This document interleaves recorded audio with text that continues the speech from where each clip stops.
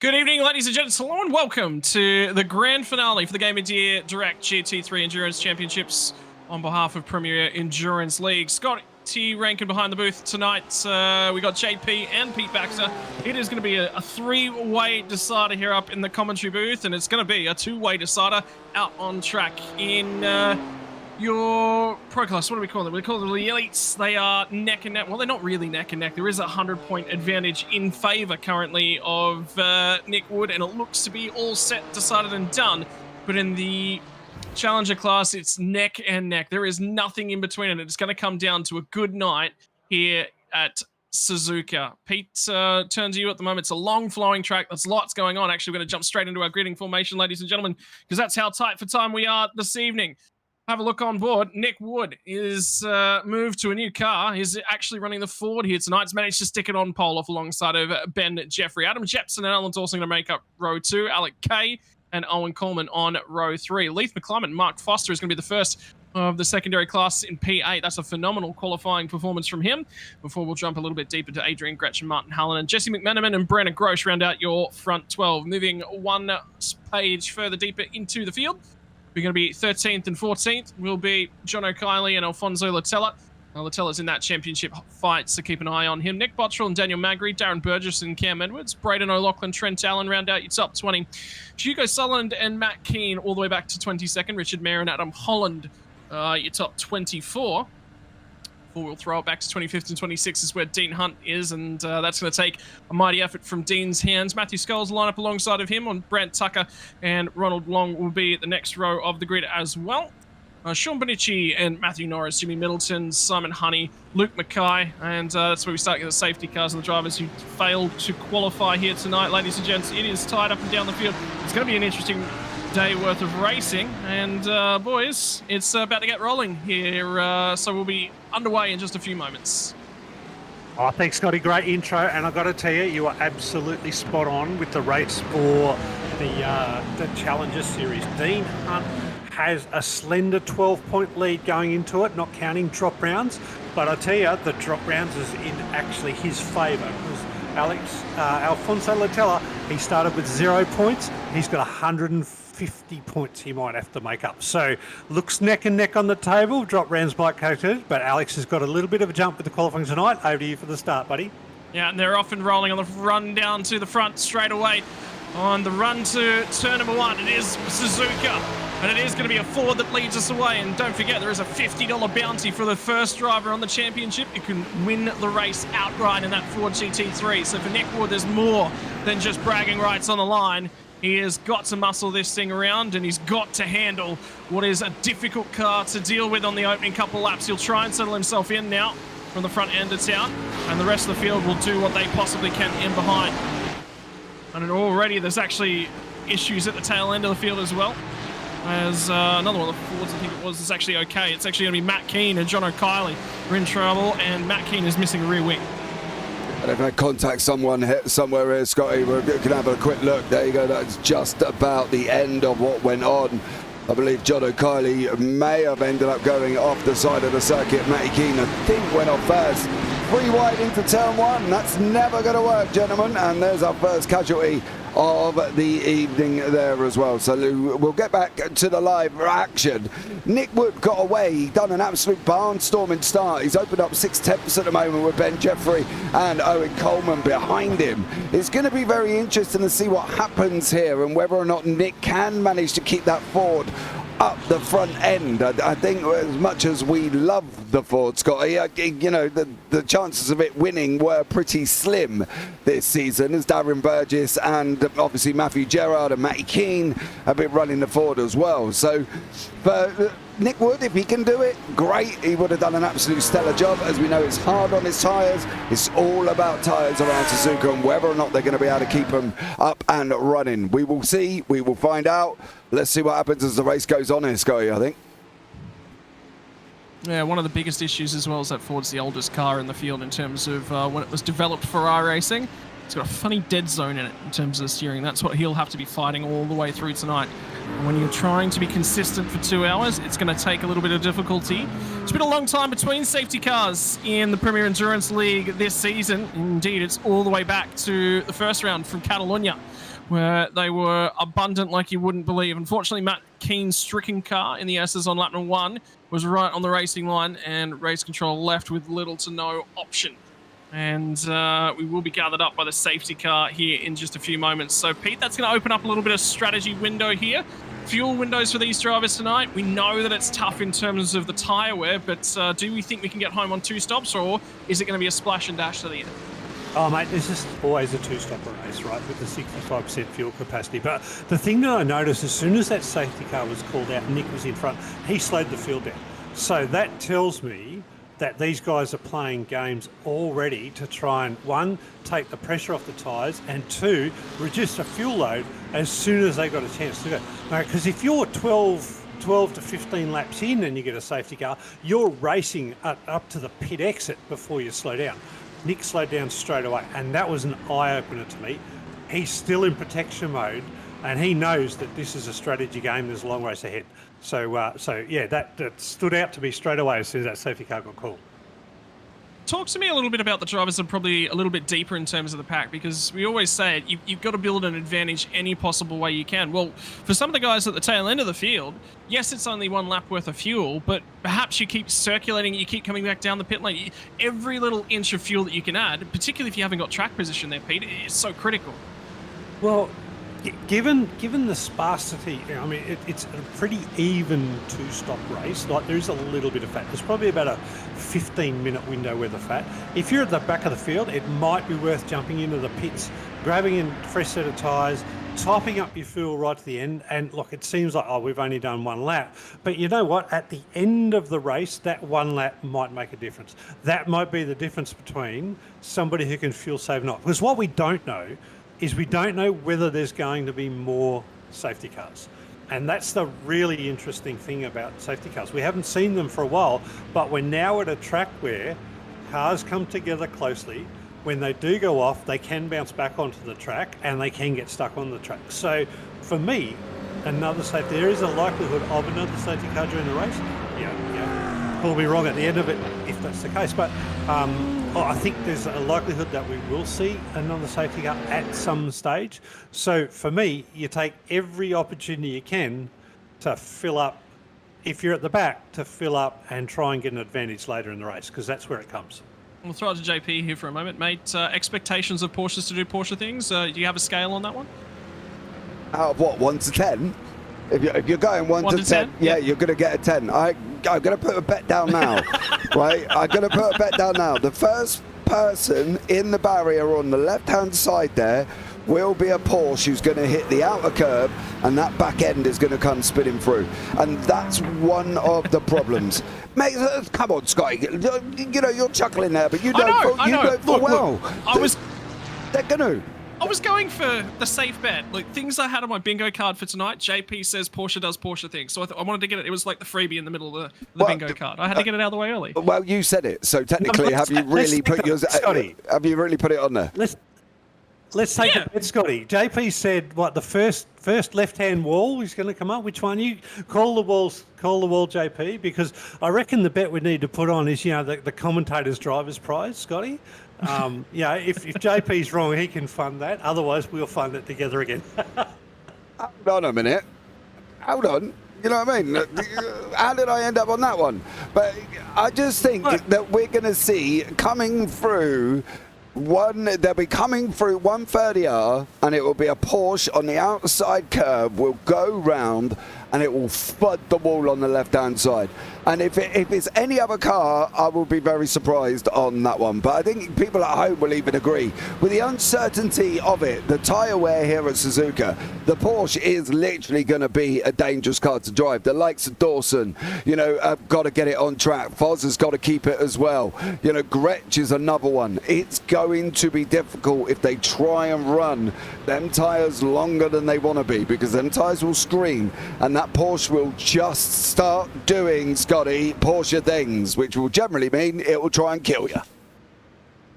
Yeah, so there was something else I wanted to point out. We actually were here in the iRacing official 10 hours of Suzuka last year on the Porsche. 2 cars to be in, I believe, with the Porsche and the Ferrari, maybe the BMW. So, and they were the strongest 3, but it was a little bit unsteady in terms of that Porsche. So, you know, that's something to keep in the back of your mind, as we've also seen the strength of the Porsche recently in terms of GT3 things. Pete, you had something to say just there as well on top of this. I was going to say, JP's called it, mate. He said the Porsche on the outside of 130R is going to be the next car to hit the fence when the Porsche does Porsche things. So I'll take that bet, JP. And, you know, if you want to really take a bet, you're dealing with Aussies now. You got to remember, we take bets seriously. You know, we're going to keep an eye out for it. And when it doesn't happen, mate, I'm going to call you out on it. But by all means, call me on it when it does happen, right? What are we even betting here, Pete? Betting in Australia. You're betting that a Porsche is going to do Porsche things and hit the fence at 130R during the race. It will happen, but I thought there was going to be a prize at the end if I was right. You know what I mean? Hey, you know, JP, I don't know, I'll turn around and say that Pommies are wonderful individuals or something, you know what I mean? Or post a picture of you holding a Union Jack or something like that. That would be quite cool. Walking down Bonsai Beach. That could be fun. Yeah, walking down Bonsai Beach with a Union Jack strapped around your neck. You know what I mean? Tell you what, I'll put the Union Jack in front of a Bundaberg rum factory, and if you're right, how's that sound? What are you going to do for me? Well, that ain't figured out, Pete. That's for you to come up with. As long as it doesn't involve a man keying and running around my garden. You know what I mean? Because nobody wants to see that sight, Pete. That's not pretty. You know what I mean? So, you're waving an Australian flag at Lord's one summer, but yeah, to be honest, you could never get it in without getting busted by the coppers. So. I know, to be fair, Pete, I don't watch cricket, so I'd probably be asleep before I even get there, to be honest. But, you know, that's the prediction. But Scotty, pace car's coming in there, buddy. Let's get this race up and running once more. Yeah, we're going to be back in the hands of Nick Woods, and our safety car has made the entry back to the pit lane. So we'll be under green flag conditions here in just a few moments, and there's no hesitation from Nick Wood.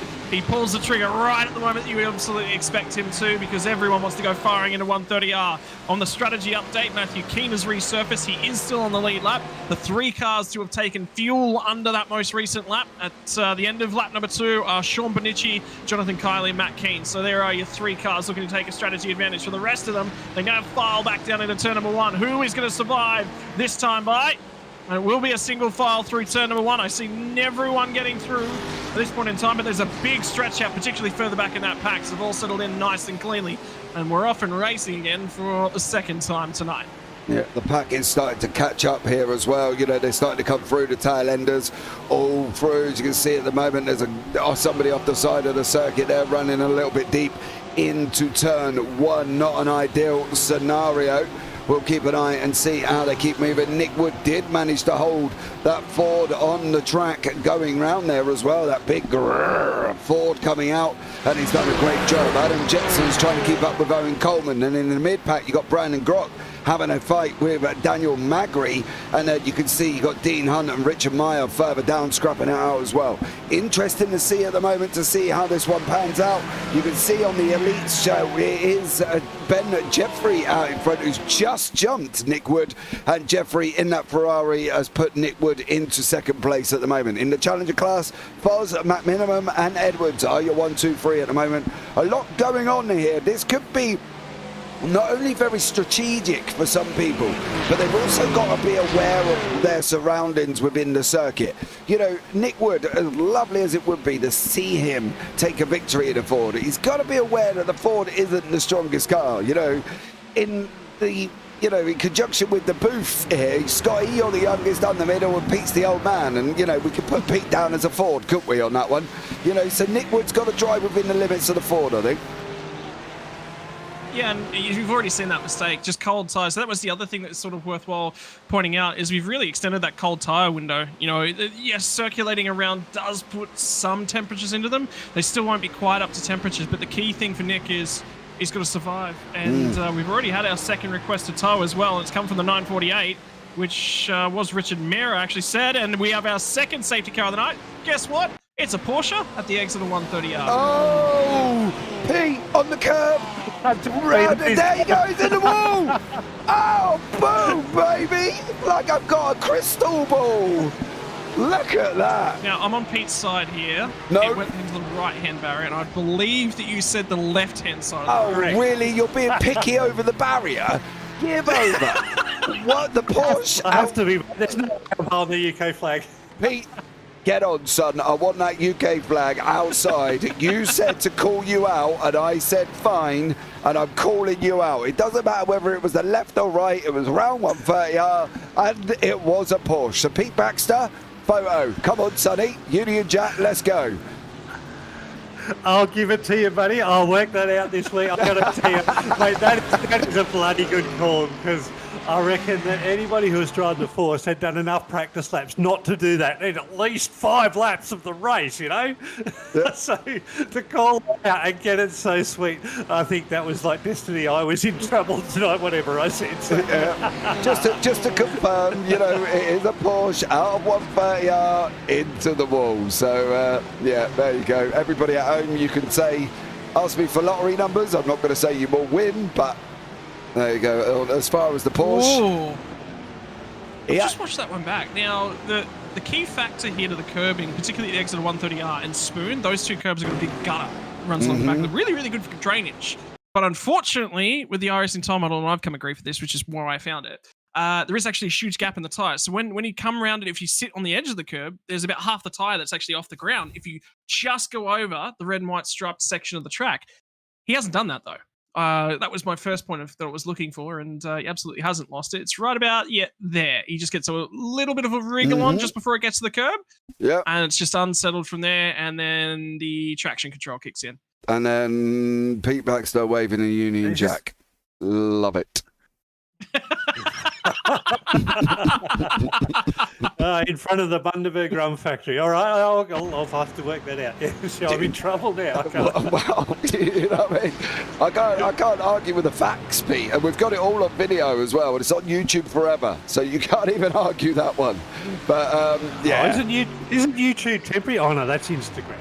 Yeah, sorry, mate. And Twitch gets rid of it after 48 hours, and I'm not on there either. So it is YouTube. You will be able to see it, and we will post a picture on the JPB socials of Pete waving a Union Jack flag as punishment for the fact that he's just lost a bet. There we go. Pete, I mean, there was no context about whether or not you had to wave it without another sign alongside of it that says they abandoned us here. So, no, I mean... no, that was not part of it. It doesn't say have to wear clothes either, right? So, no, mate. If you want to show everyone your tinky, that's, you know what I mean. That's entirely up to you. But trust me, that's not a sign. We're not after 9:30. We can't. Yeah. We're not after 9:30 in Australia. We can't talk that way. We're not into the R-rated category. You don't want to be. You know, you just. Preferably jeans or a t-shirt or shorts, you know, if you need an umbrella because it's raining at the moment, whatever. But please keep it PG and let's not reveal the goods, shall we say. You know what I mean? Question while we're under safety car is how well does JP think he knows Pete Baxter? We've posted 3 times together. Well, you know, I'd like to think you were a sensible, honest guy, but, you know, maybe I've got that a bit wrong. But either way, I won. How can I be sensible and honest? I'm commentating for a league. Well, this is true. And you're Australian, so you know what I mean. Mate, hang on. Now, all the drivers that have ever known Pete, he's also a race controller. He can't ever be right. He's clearly in charge. He's stewards, they're always wrong. Oh, I'm wrong about everything, JP. Absolutely. I can never make a right decision in my life. So whatever I wear or don't wear oh my God. There'll be a decision right or wrong. Now, I've got to tell you, though, I still think now, let's go back to the Challenger Series. While we're on the safety car, I did a quick calculation, right? So with the drop rounds, Dean Hunt is 140 points behind Alfonso Latella. So to win the championship tonight in the challenge round, Dean Hunt needs to get more than 140 points behind on Alfonso. So Alfonso's in front of him at the moment, so not a chance. I'm going to do a little bit more digging and try and work out what sort of position change that needs to be for Dean to be able to get Alfonso in the championship tonight, the challenger. So leave that with me. Well, Latella is sitting in 4th at the moment, so that's going to be a bit of a mission as Adam Holland, Jimmy Middleton and Simon Honey are into the pits here as well. So they've decided that well, basically barely 17 minutes, or 15 minutes, should we say, in that they're going to take a pit stop. So that will be an interesting one. That's the thing. If we continue, you know, we know that saying goes in NASCAR, Scotty, yellows breed yellows and safety cars breed safety cars. Let's hope we're not going to get that here, because obviously it's road racing a little bit. It should be a little bit more sensible. But they've still got to be aware of where they're at in conjunction with fuel strategy, whether they're going to go in and make the change, whether they're not going to make the change, what's going to happen, how they're going to get on. There's a lot involved at the moment with these two early ones, and it could be quite interesting to see some of these strategies, I think. Yeah, but the other thing, JP, is that we've had a lot of laps behind the safety car now. Any tyre temperature that these guys have built is already left. And we'd only been green for 3/4 of a lap. If I'm out there right now, I'm weaving around like a mad thing. I've got to get temperature in it. It comes from TCRs. I know with the TCRs, you can do a big difference in terms of your temperatures, and those things require temperature in the front tires. If you're, the difference between a car is attempting to get any sort of temperature in those front tires and a driver who isn't, is about a lap in terms of getting to peak tire operating temperatures. So for these guys right now, yes, fuel saving is important. Absolutely, you're thinking of potentially making strategies. A couple of guys at the back end. I actually want to be one of the guys that's pit, and one of the reasons for that is because I actually get half a lap, 1/4 of a lap, where I'm running around at half speed, 1/4 speed. I'm running a lot faster than these other guys. That's tire temp. I'm going to have a lot more grip available to me. But if I'm in that queue right now, I'm moving that thing around. I've got to get some temperature into these tires. Now, I watched a video recently when people were discussing the weaving within iRacing, and they were saying, you know, does it make a massive difference? What is going to be the difference, if any? So they went out, they run a car, didn't weave once, right? And the tire temperatures were where roughly they should be. Then they went out, did the same lap, weaved around all the time to try and get temperature in, and the temperature gain was minimal, absolutely minimal on that situation. Now, obviously, we've all been in races where there's that guy who's weaving all the way from the left to the right, and you're in a 2-lane queue, and you're there just wanting to kick him because he's just being annoying. You know, I don't know if it makes a big difference. I don't, you know, as I say, you can only go off what proof you've been given. It's not huge, no. It's minimal. No, I just don't think it would be worth risking anything in conjunction with making contact with people or whatever. I understand what you're saying about the half a lap at full pace. I think that would be a good idea, but I don't think whether or not weaving is there. And as Rue said, dragging the brake is more important. It is.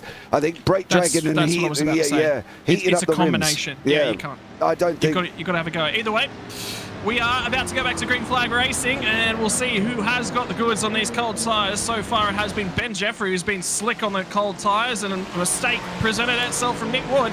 And now he's reverted to playing spectator to the start of Ben Jeffrey, who gets a great run off the final corner. On the run down to turn number 1, who is going to be brave on these opening laps? The pack is a little bit more together than it was on the previous restart. Big gap in behind P5, so for Alex K, he's a fair way off the back end of things at the moment, and they're all just tiptoeing into turn 1, I would say, at this point in time. Again, there's no tire temperature. They're all searching for anything that they can possibly find, and for now, they all survive. Yeah, they do at the moment. Ben Jeffrey out in front with Nick Wood there as well. Then we've got a 1.5 second gap to Foz, who's in the Porsche. So, you know, see how that one pans out. With Martin Halloran, Leek McClure, Brandon Grock, and Daniel Magri behind him with Adrian Gretsch as well. Was the Foz normally in the McLaren, in that green liveried machine that he normally drives? Oh, he's gone all vanilla on us tonight, mate. He's dropped the lime milkshake McLaren. He's made his one car switch for the series that he's allowed, and he's jumped into the Porsche. So I would have rather seen him drive the McLaren and in that lovely lime green livery, but you know, he's destined to run the JP curse and see if he can get through 130R for 2 hours and see what happens. But yeah, a bit vanilla on the old Foz, but look, he's up a little bit further than he has been in the field for some races, so that's really good to see. Yeah, definitely. Maybe the Porsche's a little bit more comfortable than the McLaren, but who knows? At the end of the day, we'll see how it all pans out. At the moment, though, he's leading the Challenger class, so that's great for him in general. Stephen Lawrence and Brand Tucker a bit further down. This is a battle for 25th, 26th, and Ricky Provenzali behind him in that BMW there in 28th. So there's pockets all the way through here, Scotty. Battles all the way through, and at the end of the day, that could only mean that we're going to get some great racing. One of the difficulties is trying to follow on the run down into 130R as well. You've got to be close enough to get the run out the other side. For this little battle pack, as they run down in, they are nearly close enough to get the job done. And there's a little bit of a moment, and there's the second Porsche that'll exit stage left. It'll be Brent Tucker this time. Although he's managed to revive that thing and keep it out the other side. And in 130R. Gee, Pete, we should have had a bet on what the second car was. I could have had some great fun with the Lincoln forfeit after this one, I can tell you that much. But Ben Jeffrey, Nick Wood scrapping it out, still at the front here with Owen Coleman in there as well. And we know Coleman's strong in that Mercedes, Jeffrey's strong in a Ferrari. What's Wood going to be able to do in that Ford? That's going to be the question here, Scotty. I think it's going to be an interesting one. See how it all pans out and see what happens as it goes on. But let's have a look at what Brad Tucker found himself up to as he goes into 130R. Was there contact from Prabhansari? Nope. The back end just stepped out and into the left wall he went. I'll tell you what, Ricky was covering that brake pedal at that point in time because not really much of a place for him to go. In the meantime, back up at the front of things, gonna have to keep half an eye on this Ford because its straight line speed is its biggest asset. When you trim this thing out, is the fastest of all the GT3s in a straight line. The problem is, yeah, trimming it out and the balance of the thing, and have a look at the older style dash. That's very reminiscent of the old GT1 days. If either of you fellas have been driving the Aston Martin or the Corvette, I think it's C8 GT1 iRacing? No. No, I haven't. But yeah, and to be honest, mate, Nick Wood doesn't have to win tonight. He's really just got to finish. I agree with you. Yeah, he's under no pressure to win. He can let really aggressive drivers go. So, from a championship standpoint, I don't think we're going to see Nick really fight tonight. He's there to finish and take the trophy, to be honest. There we go. He's had another car just nearly hit the 130R curb. Yeah, I'm a big Ben Jeffrey fan at the moment because if Ben beats Nick Wood, I save myself $50. So. Oh, that's because you got the win bet, haven't you? Yeah, yep. That's the single bet for a Ford winning. So, yeah, all right. Oh, yeah, you see, what's against him? Oh, he's gone! He's gone! Nick's actually just lost the rear end of the car down at turn 2. So, as we're having a look at those pictures live, Nick Wood has just lost the rear end of the car down in turn 1. There he is. He's just coming out the corner there as well. And unfortunately, the Ford just said, no, mate, you can't push me like that. And around he's gone. He has lost a bumper. Okay, the bumper's back on, so that's amazing. So he's still got the car. He's still got everything attached to it. There's another car off. Yeah, there's a Ferrari I think as it's well. Brandon Grosh. There's No, it wasn't Grosh. It might have been Luke McClimate. Yeah, McClimate went off as well. So at the moment we got Grok. Grok's gone off, McKay's gone off, Wood's gone and spun the car up, McClimate's gone and taken a trip across the grass in turn 1. So a lot of action already happening. These cars are on cold tyres as Foz battles away with McKay. You've got to give him room there, buddy. You can't squeeze him against the line too much. And now for McKay, now for Kay, he can just open it up a little bit, take the nose off Foz, not let him through. But that car under Alec Kay in that Lambo is basically giving... He's taking a lot of pressure at the moment from Foz in that Porsche. I tell you what, doesn't Foz look good? The change of car is serving him well. Really, really serving him well. All of a sudden, he's come to life in that thing.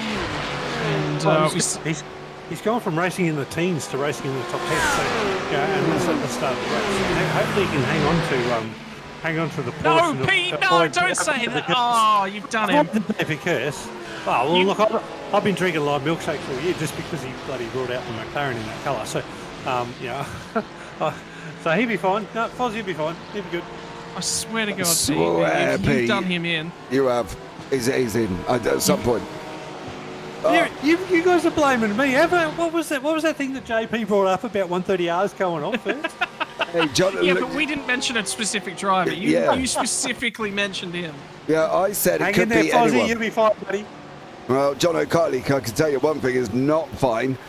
He's gone, slammed on the brakes in that Lambo. Literally got too much entrance speed and nearly went up to the back there. And now Alec Kay is unfortunately off the side of the circuit. So a lot of action going on. The interesting thing about this train is it goes all the way down to Leaf McClellan. You see them all going through there. Nick Wood's trying to come back through in that Ford, but he's got Grok Greg, Magri, Hanlon, Foz, and all in front of him at the moment with Alec Kay. So there's a lot going on here, Scotty, and if they, well, I don't want to say if one person has a mistake, but if one person has a mistake, they could all find themselves involved in it. So they've got to be a little bit sensible. As they say, only a fool breaks the 2-second rule. Well, let's hope that doesn't quite work out with these guys. They're 2 by 2 as Gresh is now, sorry, that was Daniel Magri, was actually fighting off the car ahead of him. And for Magri, that was Martin Hallinan, who was having a good old battle with. And Gresh was fighting off Grosh. So it's the battle of the vowels between Adrian Gresh and Brennan Grosh. Is an E or an O better in the surname? Well, E comes first, but I tell you what, I've been looking again. I've been just watching this Challenger thing. Alfonso Lieutenant. Alfonso sitting in 16th. Thank you. Dean Hunt sitting in 21st. Dean really needs to get in front of Alfonso to have a chance. So if Alfonso comes around, if Dean wins, Alfonso just needs to come 7th or better. So, but he's still going to get in front of him. I think Alfonso's. Oh, there's another car off. Could be trouble. There was another car off. There's another pile up as they get into the final corner. And I think it was Adrian Gresh that was around. Indeed, it was. Yeah, it was Gresh. He's just got to sit there and wait. Lucky enough, he managed to get that. Oh, there was a Ferrari in the background. Brennan Grosh. Yeah, taking a trip. Grosh then. Oh, whoa. That's got to be a penalty. I don't want to call penalties, but that was absolutely. Little penalties, but I think there's trouble there. Yeah, look at that. That's like a torpedo. He's missed his braking marker by a fair way, and I'll tell you what, Nick Wood was in the middle of that. A fairway? Did he even hit his braking marker? Hold on a minute here, Scotty. Let's call it as he is. He was miles away from it there, unfortunately, for minimum, and I can guarantee old Race Control will be jumping all over him on that one as well. And obviously, you know, Pete, from your perspective as a Race Control, what would you give him? Well, mate, I reckon he was as close to his braking marker as the Porsche hitting the left-hand side versus the right-hand side of the barrier. But, but I think he's going to be in trouble. Because at the end of the day, the car behind has a responsibility to make sure that the car in front gets through the corner safely. And you're defined to be behind unless you're right up to half car width, and that's at corner entry, and he wasn't anywhere near that. So I think the stewards will have a close look at that, and we might find their first penalty of the race come out. Yeah, I believe so. It's not the first. Matt Keen's actually already earned himself 2 penalties, actually. Both of them for contact with John O'Kiley, mind you. On lap 1, which ended up in him losing his rear wing, and then again on lap 4, which was immediately on the restart. So either way, we have our third safety car of the evening, 30 minutes in. That's about averaging 10 minutes per safety car at the moment. Pete, I think this is a slam dunk in terms of the strategy at the moment. Yeah, no, it's still the same, but we're 32 minutes in, and the fuel tank would normally last about 42 minutes in these races. So this is a really good chance to actually get in, and to be honest, you still got another stop anyway to get through, and potentially you've actually got 2 stops still to get through here, probably from 32 minutes. We're not quite on the fringe of the window, but if you are really smart, can fuel save, and there's 1 or 2 more safety cars, then maybe you can pull a surprise. So tricky time in the race, 32 minutes in. 3 cars have come into the pit lane to take their first stop of the night. Gresh was one of them who was actually the cause of the safety car. Darren Burgess and Daniel Magri, the other 2. Just a fraction outside the pit window, says strategy caller Jesse McMenamin. After that incident as well, is going to come in for some damage repair. John O'Kiley, Matt Keen now in as well. Sean Benicki and Jimmy Middleton. So for these guys that were lurking around in the high 20s, indeed even outside that into the 30s, I think this is a no-brainer in terms of stop, because I reckon you're going to save yourself 25 seconds worth of static time in the pit lane here, Pete? Yeah, absolutely, because we're so close to the normal pit time anyway, and if you can take the pit and then catch up to everybody else, then you've actually got an advantage on them. And that's the sort of thing that you look at. I'm actually surprised that at 33 minutes they didn't go in, but everybody knows that it's too early to just do 2 stops to the end. So It is a risk to go in, but again, if you're on the back half of the field, it's a no-brainer, to be honest. It's an opportunity you often get, or actually don't often get. It's an opportunity you can get that if you don't take, you will lose from, in my mind. Yeah, if you've got track position, I think hanging on to it and not having potential risk ahead of you seems to be the call for the bulk of our top 10. In fact, all of the top 10 stayed out. Well, the issue for the top 10 is by staying out, what they're going to find is in about 10 or 15 minutes, and it's going to be extended because of the 2 safety cars, so we might get to the 50-minute mark. But what they're going to find is when they come into the pits, it's the people in P10 to P30 that are actually going to overtake them, because they won't have had enough time to actually extend the gap to get a clear pit stop and come out in front. So they're going to put themselves back into the field. And if they come back into the field where they're in trouble with other cars, that could impact their race. So for somebody like Ben Jeffrey, who really wants a great result, that has a big thing. For somebody like Nick Wood, does it really matter? Nick's trying to finish, right? But for somebody in the challenger battle between Dean and Alfonso, that's actually a massive thing, right? If Alfonso comes out and he gets caught in a battle, Dean comes out and he's got like 5 laps of clear track with 5 seconds in front of him, then hey, gap's closed, right?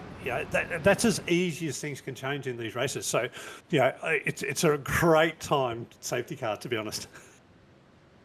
Are you nearly saying, Pete, that if you're looking for a little bit of clean track and to avoid these battle packs, let's fast forward to, you said you can get to 42 minutes. So for 42 minutes gets us to 84 minutes, which is an hour and 24 minutes. It's only going to be a 36-minute run home. So all of a sudden, I'm saying if we can get to 36 minutes into this race, which is literally a couple minutes away here, we can actually get home from there. Correct. If you pit stop at the end of this race now, and I think the safety car is going to come in at the end of this lap, but if you pit at the end of this lap, you might very well be on now a one-stop strategy to the end. But the problem is, as soon as the safety car departs the field, effectively the whole field's under green, so you're pitting under green anyway. So we're right on that threshold. But hey, it's a good chance to take, because to be honest, you're going to come out, you're going to get a really clear track because it's a lovely 2-minute track. You're going to get heaps of clear space.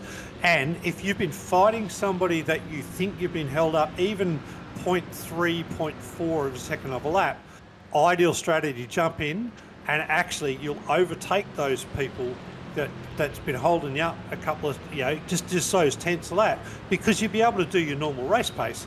And by the end of the race, you'll be well and truly in front of them. Absolutely no doubt. If I was crew chiefing, that's what I'd be telling to somebody, any driver who's saying to me, he's been holding me up, but I can't get past him. So let's talk a little bit of tyre strategy then, Pete, because we've only had that sort of flash in the pan worth of green flag racing. Would you be saying, I reckon the tyres will probably do their second stint now? No, I don't concern myself with tyres in this league. With the 65% fuel tank, the tyres on the GT3 are always going to make the stint, right? So, the tyres in the GT3, as long as you look after them in the first lap, they're designed for 100% fuel tank. They're designed for an hour's worth of racing. And, previously, iterations before we had some upgrades, the tyres you could do 2 or 3 stints on. So I'm comfortable that tyres are not an issue. Now, the guys in the Ford might say otherwise, right? Because they've worked a whole lot of time and actually getting their setup right so that they can save their tyres, so they can actually balance it right and not wear them out. Because as we've heard and as we've read, the Fords kill the tyres insanely badly. But essentially, for all of the other cars with a good setup, I don't think tyres are an issue, to be honest. It's actually more drivers than tyres. I think what the safety car does gives the driver an ability to reset. So it's a driver and a fuel race. It's not so much a tyre race in my mind. Righto, so safety car period number 3 will be ending at the end of this lap. And there's been a little bit of a concertina effect, I think, on this lap as it's progressed a bit. But that's all resolved itself now as we got through the hairpin. Safety car's about to pull away. Promise. And that was the concertina effect that we were just seeing moments ago at the hairpin. It was exactly the car. It was actually Jimmy Middleton that we were looking at in his white, black and red Ferrari. Yeah, Well, ladies and gents, safety car Go ahead, Pete. Go ahead, JP, sorry. There was quite a few people flashed up as if they'd gone into each other. Norris, Long, Holland, Tucker, McKay. Burgess has been off the side of the circuit, apparently. Magri, Benici, Meyer, Middleton, McMinimum, Gerard, Keane, all involved in that concertina stuff. But let's get the race up and running again. Yeah, Ben Jeffrey is going to lead clear yet again, and this time he is going to have, it's been a different pair at the front end of this field. The order has been different every single restart across just those top 2 cars, let alone further back. So for the 3rd time tonight, we get back to green flag racing. This time it's Ben Jeffrey versus Owen Coleman. Coleman gets to his rear bumper on the run down to turn number 1, but not far enough up alongside. Tyre temperatures starts to dip away a bit, and this will be the first time in a long time that we will get the opportunity to see what that will do to the performance of these cars. Yeah, I think the fact they've just got to get it around the first corner and get it onto running as best they possibly can here. You know, you've had a safety car, we've had another one, and now we've had another one. And what they've got to make sure, whatever they're going to be able to do, first important section will be getting some heat into them tyres. Give it some on the first couple of laps, get them up, and then you can deal with everything that happens after that. If you're not going to get heat into these tyres, you are going to really struggle. The guys in the Fords are probably going to hope, for the like of Nick Wood here, that they don't put too much in, as the Ford does eat the tyres quite consistently. So let's see how they all plan this one out here, Scotty. I think it's going to be very interesting development as the race goes on. Hour and 21 minutes left on the clock. We've been going 40 already, and literally at the moment the top 22 have not pitted. Ladies and gentlemen, your pit stop window now open as well. So 1 lap worth of fuel. There's a huge accident at Spoon Curve, and everyone's managed to get by. I was worried because it happened just up the road from Latella. I think it was Martin Hallinan that went around in the BMW, and indeed he sat on the outside of Spoon at the moment trying to find a hole to get back in. Oh, he was helped. He was helped there, Scotty. Brian Grott helped him go round all on his own there. So Grock's not having a good one, should we just say, but that was not all on Martin Hallinan. He was helped along his way. A little bit of tap there, and I think the race controllers will have a look at that. Now, Marty Hamilton was one of the guys who was really struggling to get us set up in this car, and before the race felt that he was going to qualify really poorly and have to fight through the grid. So that's interesting to see Marty there. At least he's up. He was up, you know, reasonably high in the field, and he's going to have another fight back. Speaking of guys that are on a fight back, Nick Wood started 12th, up to 8th.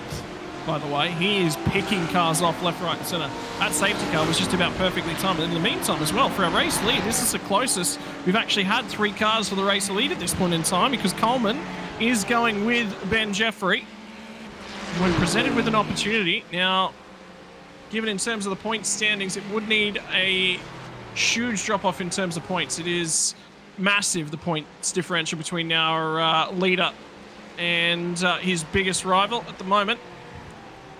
And the benefit has been how strong Nick Wood has been across the season. Even if tonight is his worst night, effectively Coleman would have to win it and would have to check every single box along the way. And qualifying on pole was one of those ones, and he did not check that box tonight. No, and I think that's the thing. I don't think that's a real issue. Yeah, I don't think that's an issue for Nick, but you know, we are a lot closer in the position for 2 and 3. So leave that with me. I'll come back with stats between Coleman and Jeffrey and see whether there's a change pending there. Yeah, I think it's going to be very interesting. We've got Pete in the background doing maths, and it's bad enough a commentator trying to do maths while we're on the fly anyway. So let's see how he can come out. I'm sure Pete is a capable statistician. I don't even know if that's a word, or I've just made that one up here. As Owen Coleman looking up. Jeffrey's coming into Casio, not going to make it through this time around. He's surely got to come off this corner, Scotty. Put it to the wall on the right-hand side. If he doesn't cover that inside line off, I can guarantee Coleman's going to have it. And there you go. Jeffrey has decided enough's enough. I need to go and hug the line. He did do. It's a straight drag down into turn 1 now. Coleman is running the line around the outside. He's going to make this work, Scotty. He's got it deep. Jeffrey's got the... Oh! He did manage to get that work. I would swear for half a moment that Ben Jeffrey was about to shove the nose of that Ferrari back down the inside. But that will tell you straight away that Owen Coleman is running a lot less wing than the other cars around him. It seems the Ferraris are quite strong in this first sector.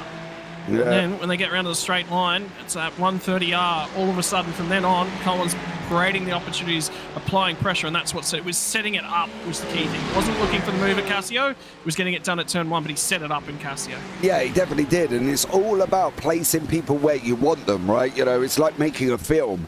You've got to have the extras in the right place to make the scene look good, with the guy at the front who's the lead going all, you know, crazy and stuff. And that's what the difference is with Coleman. He did set him up on Cassio, but he set him up and he had confidence in the Merc. Most people who drive that Merc would not have taken that round the outside of 1, because as we've seen with the Merc as well, the back end does like to get a little bit slippery at times. So you've got to make sure that you can control that. And for Coleman, he did. He set him up in Cassio. He put him against the wall, which was great. That's where Jeffrey needed to be. That's where he should have been. The problem is it tightened up the entrance coming into 1, therefore making him slower, allow Coleman to go deeper on the brakes, get that Merc stopped and running around the outside, and he did just that. The problem for Coleman now is how much can he hang on with Jeffrey behind him? Can he keep this position away, or is Jeffrey going to try and do the same thing? Maybe he's going to do the same thing on him, Scotty, and was see for that run down in turn 1. I don't think that's going to happen. I don't think Coleman's going to go over to the wall, because I don't think Jeffrey's close enough. Oh, no, I have to agree with that. Another incident's happened at the hairpin on this lap. I think it might have been between the 22, which would be Grosh, and I believe it was 605 at Skulls. Skulls, the two cars that had it coming together on the most recent laps. That one's being investigated. Race Control's got their hands full here tonight. Unfortunately. Yeah, and unfortunately for... that's the aftermath for Coleman. Yeah, I'm just trying to find it as well. You can see from... Rock is clearly having a bad... Well, no, he's clearly having a bad night in general, is Brandon Rock. Again, look at that. Come on. This isn't driving. This is... I'm not sure what this is. But if anybody really wants to talk about missing braking points... Oh, he was helped. What's going on there? Yeah, he was helped from the BMW behind him. Was that Provenzali behind him? It may have helped him there as well. No, Provenzali's too far up. Who is in the Riot BMW? Might have been Magri. Yeah, possibly Magri. I'm going to try and see if I can pick Magri up. No, it isn't Magri at the point that they've made contact there as well. So, yeah, unfortunately for... Stefan Lawrence. Yeah. You can see here, he just gets a nudge on him, and you'll see him come in like an absolute freight train. But if you have a look at Lawrence, you can see the contact. They're going at it here, and then Lawrence slips in behind him now, goes in, there's the contact, and unfortunately, that's the aftermath. So although Grop did cause the incident, you've got to look at what was going on behind with Lawrence first. How Race Control are going to separate whether or not they're going to punish the actual incident or the aftermath, well, that would be, they've got to be careful on setting a precedent on that one, because that's always becomes a discussion of Race Control. Mate, from a Race Control's perspective, you'll never... I don't think, I know the guys out there are experienced enough. You don't punish aftermath, right? It's actually about going back, seeing what caused it, and seeing what got them out of the ordinary in that case. So I think that was fun enough to go back and have a look at that. And I think Brendan should be fine, because he was sort of an innocent victim, and so was the right car a little bit after. Now let's come back to the points though. Ben Jeffrey and Owen Coleman is a fascinating thing up front, right? So Ben Jeffrey needs 48 points tonight over Owen Coleman, and that's the difference between first place and fourth place. So Jeffrey needs to win with Coleman in fourth for Ben Jeffrey to take second in the championship. So I've just seen, lads, as well, there's another penalty. There's a couple of penalties that come through.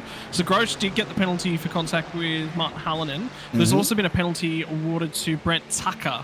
And he actually was questioning it, what the go was with that one. And I went back and had a look at it, and there was absolutely not a car width left. So the difficulty was that was actually coming up through Dunlop and on the run down to the double right-handed kink before you come underneath the bridge. And that is really difficult to try and get a pass done, let alone get side by side through there. So I think there's a few guys out there that are pinning the ears back a little bit tonight. I think common sense has drifted a fraction out the window. Pete, any words as a race controller of their drivers right now? relax, guys. Just get into your driving and you know, there's still more than an hour left in this race. So you can't win a race in the first hour. You can't win it in the first lap. You can only win it by finishing. And if you don't finish without crashing, you're never going to be up front. So settle down. I know everybody wants to advance and get through the race, but sometimes it's actually smart just to lift, wait, have some patience and wait for the guy in front of you to make a mistake, the guy or girl in front of you to make a mistake, and then that's when you actually pounce and take the opportunity and go forward. If they don't, let's be a sport and say, hey, good on you, I put a whole lot of pressure on you, I had a ball doing it, and that was good fun racing, but you deserve the win. So, you know, look, we've got to be smart, especially in 2-hour races. You know, it's hard to win a 40-minute race, let alone a 2-hour race, so you can't just, you know, blast right through. Yeah, we've had Foz go into the pit, so that puts Latella in second. You can see Trent Allen and Stephen Lawrence having a battle here as well. Hugo Sutherland and Dean Hunt is here, so Hunt is near Latella. He's only 2 places back at the moment. He's got a bit of a mission on his hands, though. There is a little bit of a train of cars there. If we're not going to punish the aftermath of Grot going into somebody there, then Stephen Lawrence, I'm expecting, or Stefan Lawrence, I'm sorry, I would be expecting a penalty then, Scotty, if that's what we're saying in conjunction what happened at the hairpin. They've just reviewed that one and said no further action. So whether or not, I would say race control have said something that's triggered that one. What could? So anyway, it's been left as it is. Either way, we're moving on with that one. Not much more that can necessarily happen. In the meantime, though, highlight a drive so far that has been really, really good. Obviously, we said Nick Wood was incredibly quick. Remember, it restarted 11th on that restart? Well, that was only about 7-8 laps ago. He's now up to 5th place. Yeah, he is doing an awesome job in the Ford. I think that's one of the things, you know, you can't take away from Nick. You know, he's an experienced driver. He knows what he's doing. He's not silly. You know, he can do things with the Ford that others can't do, like the little Gerard, like Keane, like Burgess. So let's see how this one all goes for Nick Wood. As we said, he's just got to finish the race. He doesn't have to do anything crazy, just finish the race. And if he gets in a battle with the likes of Jepson and Dawson, who are scrapping around going into turn 1 here, does he need to get involved? Absolutely not. Can he sit back and wait? Absolutely. So let's see what goes on and see how Wood handles this, if he can keep up with the guys in front. But Trent Allen at the moment is under some great pressure from Lawrence, with Sutherland, with Hunt, with Provençali, all behind him. So we've got a 5-car train developing here, Sky, as we go up in through the S's. Yeah, and multiple manufacturers involved, which is what you like to see. And for Ricky Provençali, tail end of it, it's effectively at the head of this pack. It's going to be Ferrari, BMW, Ferrari, Porsche, BMW. But that doesn't mean that we haven't got 3 manufacturers. That's what we love about GT3 racing. As soon as the cars start to get nice and even across the field, great for some immense racing at the moment. We're going to head back down in and underneath the bridge.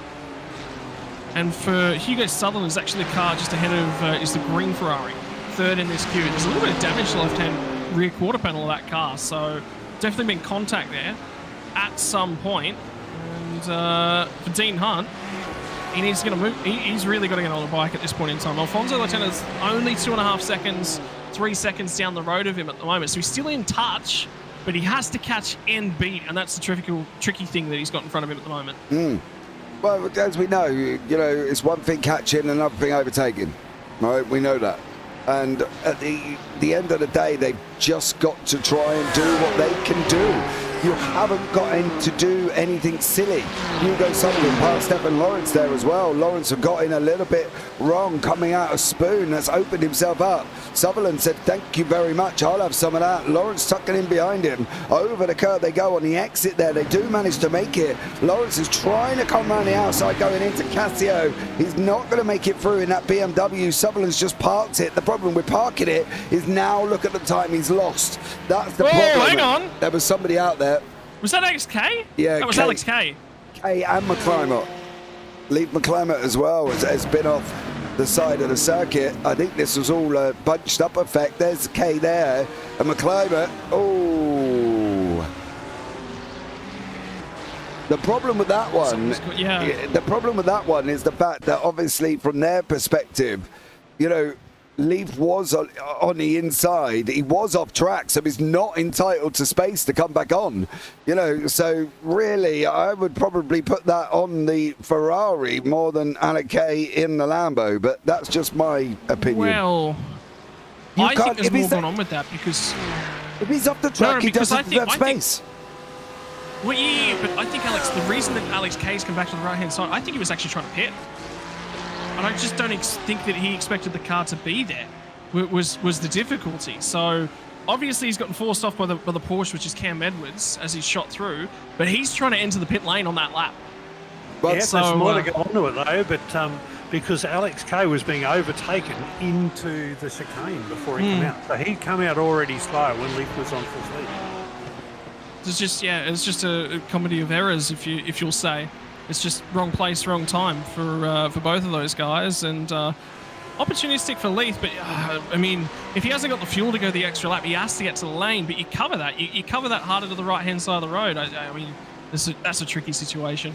I think you guys are a little bit. Leith went a little bit off track there too.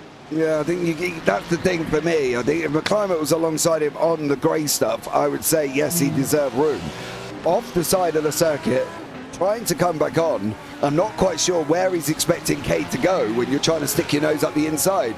So for me, that is a no-brainer. That would be on Leaf for that. I don't think, as anything, you know, I've discussed with multiple commentators about this. Do they deserve room if they're off the side of the circuit due to their own fruition? And the answer is no. So for Kay, he didn't need to give McClimate room. Well, they don't, mate. And Leith's already got a black flag for it. So he's come into the pits. The reason he's come out and he's going to deserve the black flag because, and I think race control has seen exactly what you've seen, which is gone off the track outside the white lines. And as he's come back on, he's called Alex to spin as Alex has tried to come into the pits. So, yeah. There you go. I'm not supporting anyone. I'm just trying to say, there was another pit stop cycle happening in the middle of that. In the meantime, Matt Gerard has come unstuck off with Spoon. So something happened there. And I believe his night is, unfortunately, no, it's just a Ford getting away from him through the Spoon curve, unfortunately, and made it all the way to the barrier and destroyed the rear end of that race car. Yeah, he's already How do we go from a Porsche doing Porsche things, Pete, you to carry a flag, to, mate, that's just a Ford? Well, it is. Got it. You've done me in there. But wasn't it 130R? It was Spoon. Come on, Pete. We said 130R in a Porsche. And Gerard just didn't. I don't even know if Gerard was applying the brakes there because I know where that gravel was a little bit deeper. So in an ideal world, he probably could have made that. We said a Porsche at 130R, which was correct. I'd like to point that out again, just in case you missed it there. I was correct. So I think for now, Pete, you've got no argument. Just get on. You must be mate, if you're going to point out how many times you're correct. Well, I'm loving this, mate. There ain't often, Pete, as the wife tells me. I'm hardly right, if at all. You know what it's like. Me neither. The top three are in the pit, so Coleman, Jeffrey, and Jepson. So, and Wood is also in. Dawson's in. I'm expecting Edwards, Allen, and Provenzali to come in. Magri's been in, Holland's been in, and Meyer's been in. Obviously, Meyer has been in, but he has also been in a little few of. He's had some little tats, should we say, as the race has gone on. So for Richard Meyer, he's also gone in. But this is Hugo Sutherland and in there, and then Alfonso Latella in the BMW. The thing for Latella is obviously Hunt. Where is Hunt at the moment? Well, for anybody who's paying attention, Dean Hunt is now only one car back behind him. There is Hunt in that Porsche, and he's now chasing Latella, who's in front of him. But Latella's got to be well out of position, Pete, I think you said as well, didn't you? Yeah, Latella's got to be more than 7 spots behind Dean wherever he finishes, at least for Dean to have a look in. So if Dean finishes this race in first, Alfonso's got to be in P7 or worse for Dean to have a crack at it. Bit of a far stretch there, Scotty. I think you agree on that one. No. Ooh, I mean, it's man. yeah, it's a stretch. It's a stretch, but it's possible. And the key factor is with all these guys feeding back in and around traffic right now. If it's gonna happen, it's now. And have a look at the guys who went long in that terms of that first stint as well. So we've got multiple drivers who pit on lap 13. Daniel Magri's the first of those drivers, leads the race at the moment. I reckon he can make it to the end of this race with only one stop. So I think this is actually effective position. So for those drivers who come under that last safety car, I reckon they've saved themselves a pit stop. And I think we're about to see this race sort of get shuffled up a little bit, because have a look where Sean Bonici is right now. I still think we got the guys who've just so the fellas that have eked it out to like 57 minutes was the longest one that I've seen so far. So with 43 minutes, they've still got about let's say about an 18-minute worth of fuel drop to put in. What it will save them time in the pit, because they don't have to put as much fuel in because they've run long. But now they're going to have to run in traffic for at least 20 minutes for all of those cars that stopped in the first 2 minutes. I don't think we're now at a one-stop race for all cars, but the difference now is how much fuel they have to put in to get in, given how much they've got. Well, your Bonici theory has just gone out the window as he's just put that Porsche round in spoon. On the curb on the outside, unsettles the Porsche. Take care, good night, Vienna for Sean Bonici. So, yeah, as much as you love the fact, obviously, with pit stops and stuff, he's not done himself any favours. And unfortunately for Bonici, he has dropped down the order now, and he's down in 24th place. So not an ideal scenario. One of the things, obviously, at the moment is Adam Holland is basically sitting in second overall here. Holland pitted well. I've got him pitting down on lap 6. That's a long way to go. He might be able to take this now, do one more stop and then run to the end. So Holland at the moment is kind of sitting in a nice place. Meyer was on lap 12. Coleman was on lap 23. So we'll see how this one pans out. Some interesting strategies. Them safety cars, Scotty, have kind of thrown it up a little bit here, but it's wide open. You know, it's almost saying to somebody, how are you baking a lasagna? And I might bake it different to how you bake it, Scotty, to how Pete bakes it. So this is what the fuel strategy situation is at the moment. There's just so much going on. Everybody's taken different forms of strategy. So we'll see how this one pans out. Yeah, to add into that analogy, some might bake it at 180 degrees for an hour. Some might bake it at 500 degrees for 10 minutes. Some of those are going to have a better lasagna than others, but hey, that's what he's on about. At the moment, the two best cars in terms of that strategy. So the critical factor is that last safety car, when it ended, was on the 36-minute mark. And what was our key number for that second stint, Pete? What was that last overhanging stint? It was about 36 minutes, was it? No, 42. So yeah, if you got to 42, like 37. So yeah, I still think they have to do at least 2 stops. A splash, you're saying, but it's a splash. Yeah. But it's a second splash, so it's still 2 pit stops, right? So it's still two transitions through the lane. So, yeah, and to be honest, look, I'll go back and think, I don't cook lasagna. My wife does the best one I know in Australia, so I don't even go near it. But, Scotty, let's go back to the last round of Premier Endurance last year at Bathurst. When we had safety cars in that round, guess who the driver was that pulled the best safety car strategy out and ended up winning? You remember that? That was Daniel Magri. Yep. Remember? He pulled it out, and I called him as, oh, no, that's way too early. And he fuel saved to the end. And, you know, to be honest, I remember that. He gave us both a shot and come out with a great result. So keep an eye on Daniel. I think, yeah, he might just be able to do what you're saying and you know, make the most of that early pit stop strategy. One of the biggest issues he's going to have at this point in time is Owen Coleman's popped out after the pit lane strategies have transitioned through.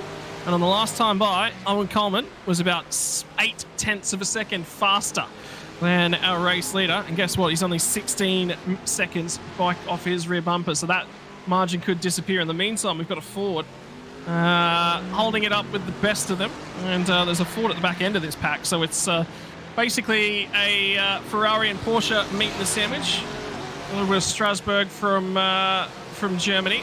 And a little bit of the Italian fire coming out in the middle of the American sandwich.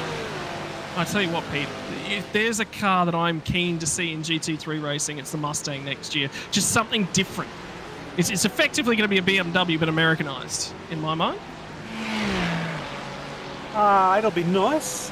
Look, I'm not a Ford driver, but it's good to see actually a refreshment of the Ford brand in the series. I think it'll mix it up, because I know there are a lot of people that love the Mustang, particularly in Australia, and would be keen to jump in and see what they can get out of it in the GT3 and run really well. So, I've never spent any money on a Ford. I don't know if I'm going to start, but that's a personal thing. It just really depends as well on when you're going to get it. You know what I mean? If you're going to get it... I agree. If you're going to get it right at the beginning when it comes out, great. But, the Evo that's coming out on this update's been out for 2 years.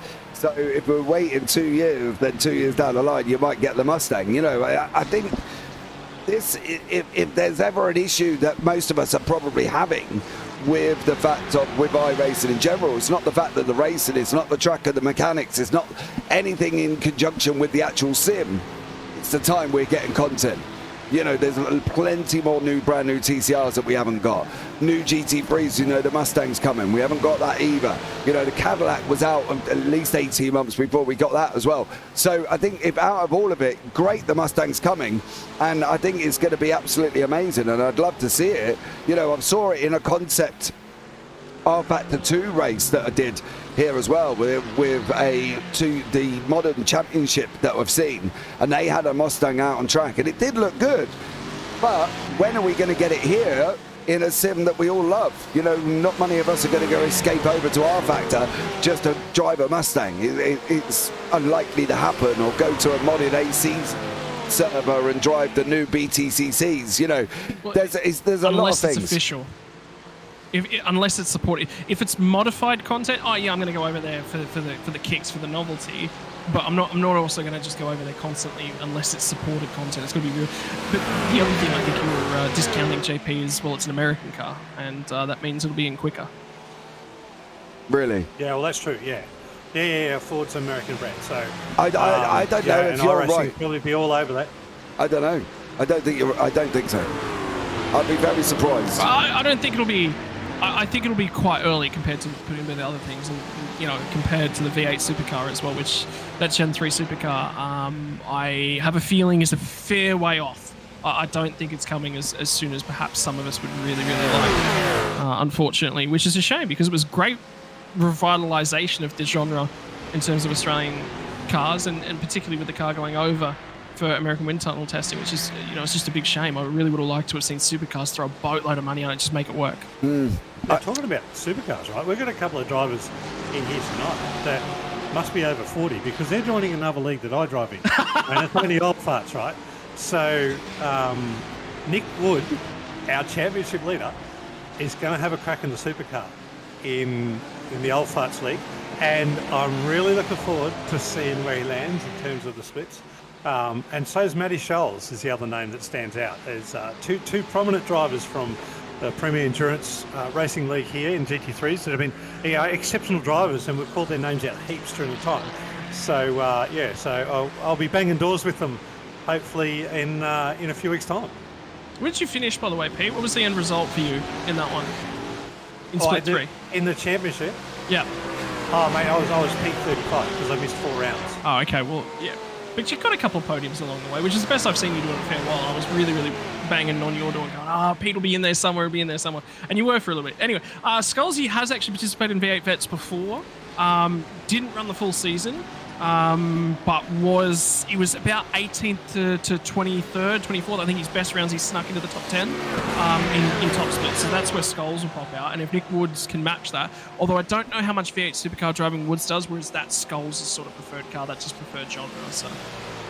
Yeah, and it's not easy to go between a GT3 and a supercar. So I'll be keeping an eye on those guys, and hopefully we can sort of give them a little bit of a talking when we get back to Premier Endurance Racing for season 2024, and we can let you know how some of the guys have gone in the mid-season between the races. So that'll be awesome. can I just point out, Pete, you commentary cursed Fozzie a while back. Nothing's happened. But I say one word about a driver and he goes around instantly. So I'd also like to say to you but on that JP one. commentary cursed me, mate. No, in hindsight, Pete, I commentary cursed the whole Porsche field. Anyone in a Porsche, it was who was going to go round first. There wasn't a specific driver like you did. It was literally anybody driving a Porsche who was going to go round first. And well, unfortunately, I come out on top. But I think at the end of the day, it is what it is with some of this racing. We've died down a bit at the front. There's gaps appearing with Maya, Magri, Coleman and Jeffrey. Now it's all about Keane, and Keane is literally making that Ford already wider than what it is at this moment in time. Jepson just can't get through, and there's only two ways this is going to go. Jepson's either going to make the move cleanly, or there's going to be contact. There ain't going to be an in the middle. It's going to be that simple. Have a look a little bit further back, because Nick Wood was off the back end of this pack, and we already talked that he was quick and he was catching these guys. Jepson, by the way, has set the fastest lap of the race with a 1:59.332. So don't count Jepson out. He's got pace. And I think that 59.332 for Jepson was actually only recently as well. So that was right at the end of the previous stint, 59.3. Since he's come out after the pit stops, 201s or so. But yeah, so it looks that Wood's got that Ford really working on the low fuel runs at the moment, but he just sort of seems to have supreme pace. Right now, he's trapped in behind 4 cars in a row. Let's keep an eye on whether or not he's got the straight line speed of this one. Keane's pulling away a little bit in a straight line, and I think that's the key factor for Jepson, is he just cannot get close where the overtaking opportunities are, and now it's going to be parking it down the inside, and indeed down the inside from Nick Wood as well. So Keane's going to cover off the inside. Wood's going to try and find the exit and see if he can get by this Porsche of Adrian Gresh on the run down to turn number 1. Gresh is covering, which means he's going to get no draft, and now it becomes a couple more cars that buy onto the tail end of this chain, and Jesse McMenamin's brought into the argument as well. And Dawson's gone with him, and now here comes Nick Wood. He's going to try and go around the outside of Gresh down to turn number 1. It's deep, picks up the curbing, and Gresh lives another day. And what we're really seeing, this is the awesome part about this, what we're really seeing is we're seeing the Ford, which is great in a straight line, but not too good in the corners, versus a Porsche, and I think that's a Ferrari, that are not necessarily as good in the straight line, but awesome in the corners. This is a classic battle of marks and cars. Have a look at the different lines that they take through the S's. If there is ever anything that says the different characteristics of a car, it's where the drivers place them through the S's and what they can do inside the dirty air. I get the feeling that there is going to be a hurry-up given to Matt Keane at the front end. He's covering just about everywhere. And now this battle pack behind him has become about 6. As he is the cork in the bottle. And he might be the cork in the bottle that's holding the champagne at the end of it as we currently stand as well. Because at the moment, this is an all-important battle for 5th place, but could it be for more? So where's the spot to overtake though, Scotty? If the Ford's so quick in the straight line, down the main straight and you're going through 130R into that last chicane, it's going to be quick. Is the only spot for them to overtake the hairpin on this track? Oh, hang on, because Gresh has just gone wide at Spoon. Ran out and over the curbs. I thought for a moment he might lose the rear end of that Porsche, but it's grounded once again. Now they get the run back down to 130R. It might be the chicane. I think you've got to pull it somewhere. You've just got to trick him. It might be the hairpin of all places. As they run down to 130R one more time. And again, you can just see that Ford is getting its legs up. And then runs out of straight, unfortunately. And for Wood, doesn't go down the inside this time. Although Keane is still covering that inside. And for now, Adam Jepson is getting more and more fiery underneath that helmet. And I tell you what, there's probably a little bit of red mist sprayed in that visor. Yeah, absolutely. I don't... Just a little. They hold their distance really well. Sorry, JP, all yours, mate. I think this is the problem with this situation from Jepson. He's going to be getting frustrated. Keane is blocking him off at every opportunity he can. He is blocking the entrance. He's blocking the exit. He's parking it on the hairpin. He's parking it in Degnan 1 and 2. He's doing everything he needs to do in that car. And I think for him, it's going to be very difficult now for Jepson to try and decide what he's going to do. Do you come in and think, right, I pitted on lap 23, I'm now on 31. Can I make it to the end? can I dive it into the pits and get out of this scenario? Because he is getting held up. And does he go into the pits, make the pit stop, come back out, and then he's all quick on the clear track? Because at the moment, he ain't making progress. The only ones that are making progress are the people behind him. Greg, Wood, Dawson, and even McMinimum's coming into it. So this fight could be a 6-car fight. But Jepson at the moment, he's got to make a decision. So he can't necessarily do that yet because there's about 5 more minutes of race time before they get to that, what I call is the critical time for the last pit stop. So Adam Jepson needs to have at least that 5 minutes of patience. So it's probably 2 or 3 more laps. And then if he feels he's faster, then jump straight in, all right, and undercut him over time. So he's just got to get to that sort of 5 more minute mark, so that's 42 minutes left to go in the race. And then, then we're going to see pit stop strategies come to the fore.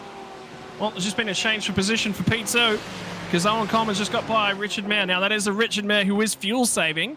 Ben Jeffrey is about 2 seconds back behind these guys right now. I'm sorry to say, this is getting spicy. Yeah, Mayer did this.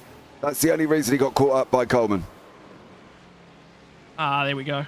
That'll explain it. Yeah, so Mayer went off. Coleman wasn't closing him in. Unfortunately, Mayer made the mistake.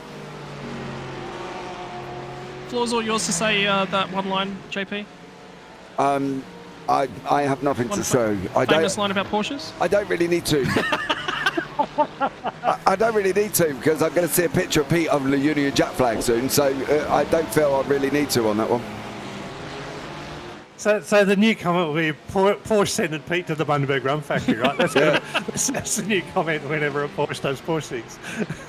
If JP will do it, some random broadcast will be, the Porsche is sending Pete to the Bundaberg Rum Factory, and nobody will have any clue what they mean because everybody will be listening in Europe or something. Yeah, exactly. Well, something's just happened, I believe, to one of our Porsches because we've just lost the Porsche out of that battle pack we were looking at a few moments ago. That was Grosch? He pitted, mate. He has gone in. He's gone in for the pits, and I actually think it's a lap or two early. But Adrian Gretsch has actually pulled out of this battle. He's gone in to do that pit stop, and I suspect he's gone in to do a pit stop and go, all right, I'm going to get out of this, but I'm going to see if I can save a little bit of fuel, maybe get a safety car, and then run to the end and get the undercut. So I think a risk 1 or 2 laps early, but time will tell. In the meantime, that allows Nick Wood to close in on the rear bumper now of Adam Jepson. It's been Jepson who's been applying the torch to the rear bumper, and albeit 3 cars that look relatively similar. One manufactured in America, one manufactured in Italy. And it's a race car that has won the Nürburgring 24 Hours, that Ferrari 296. It's a race car that is starting to become renowned the world over. Indeed, there's already one ordered for a Thailand Super Series for next year. So I'll be getting to commentate on that next year in the real world. But now it's side by side as they get through the chicane and out the other side. There was a little bit of rubbing there between Adam Jepson, but finally the door opened itself. He went to the outside of the chicane. They'll bang wheels on the front straight away.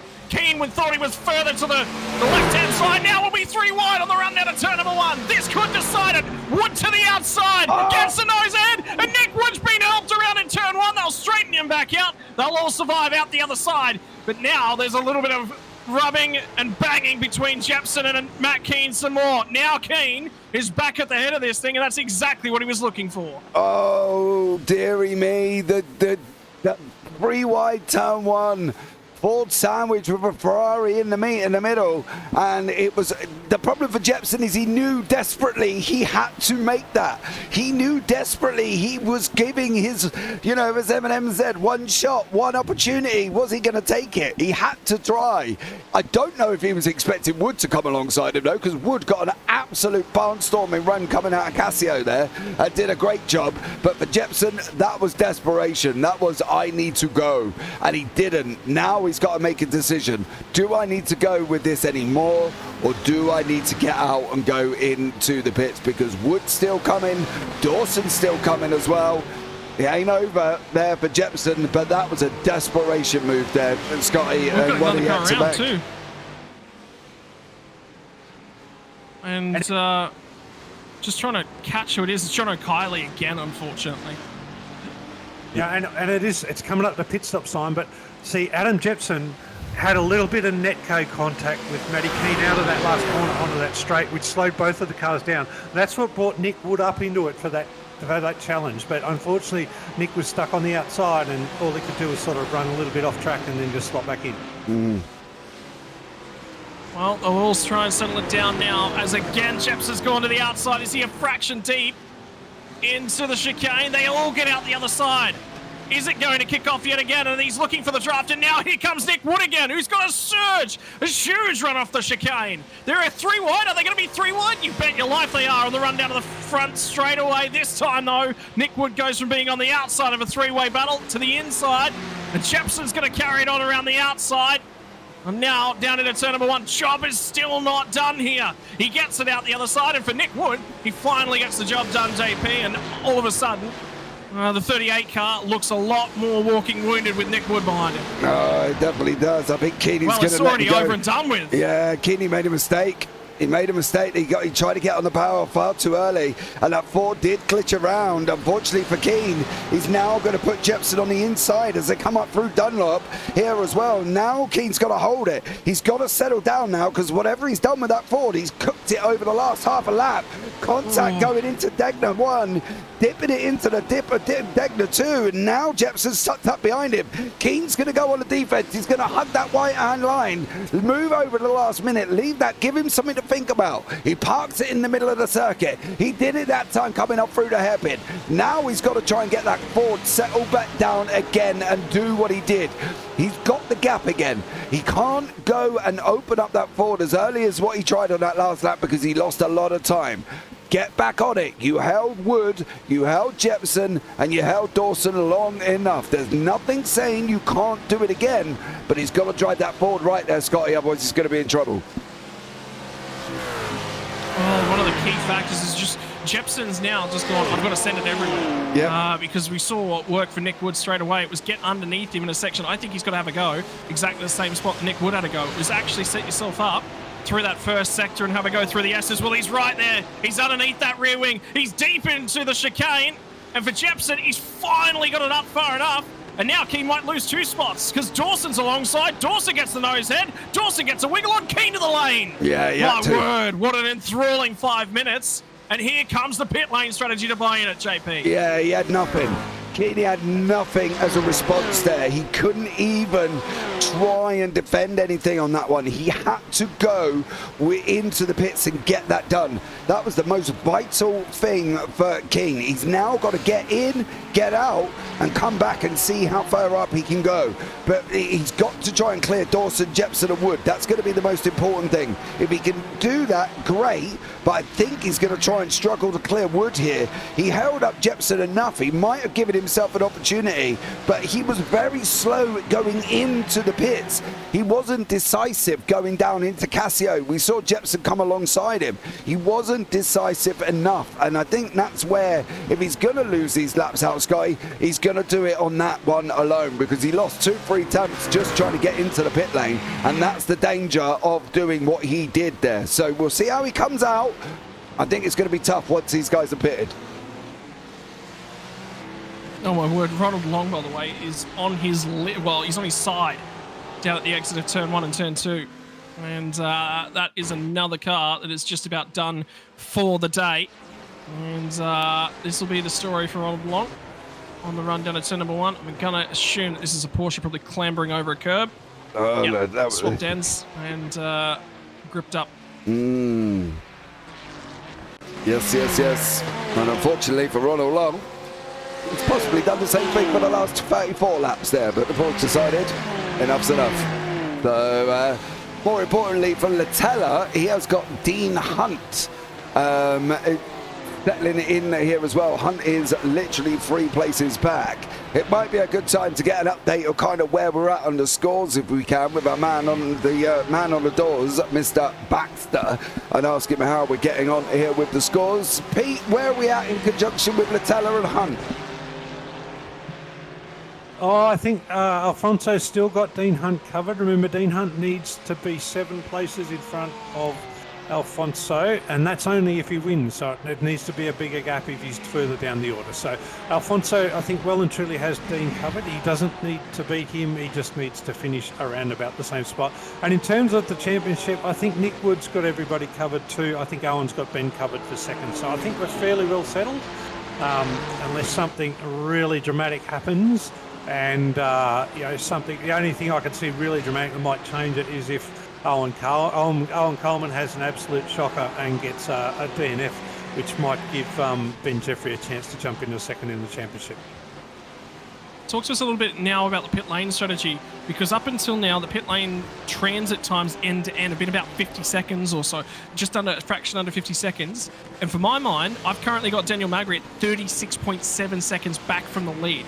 Do we think that Owen Coleman has got to have less than 36 seconds or right on or about? I reckon he's probably got 40 seconds. People are tight with that number. Well, I don't know off the top of my head what the fuel drop is intuitively, but it's certainly going to be close, because if you remember, Owen Coleman came in at about the 57-minute mark, which means essentially he's got a half tank less to take.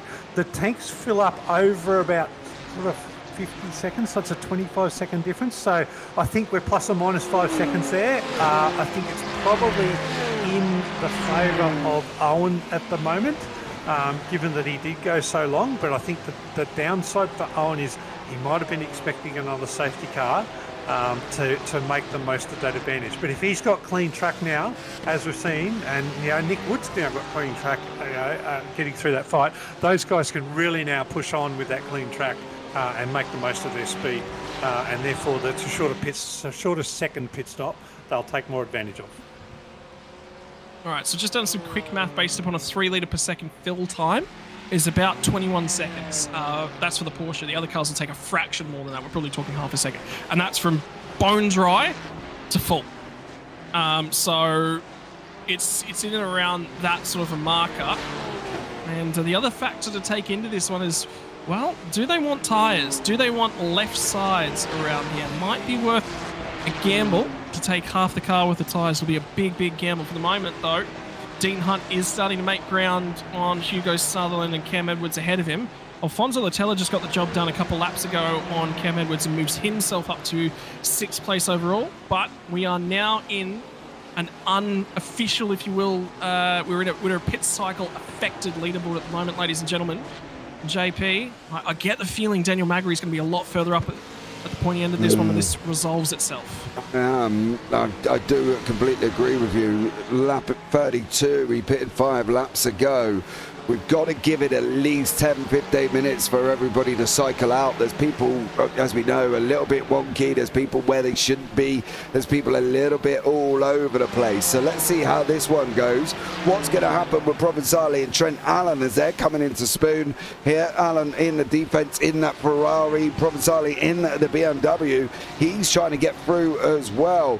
It's going to be a very interesting, Scotty. I think by the time we get through the next 10 minutes, get all of these cycles out the way, then we'll know really where we're going to stand with this and who the straight sprint between the end of the race and the beginning of the race will be. It looks like Martin Howland's had a bit of a moment there as well, and unfortunately it looks like Jimmy Middleton may have also been involved in some form of incident as he's been off the side of the circuit.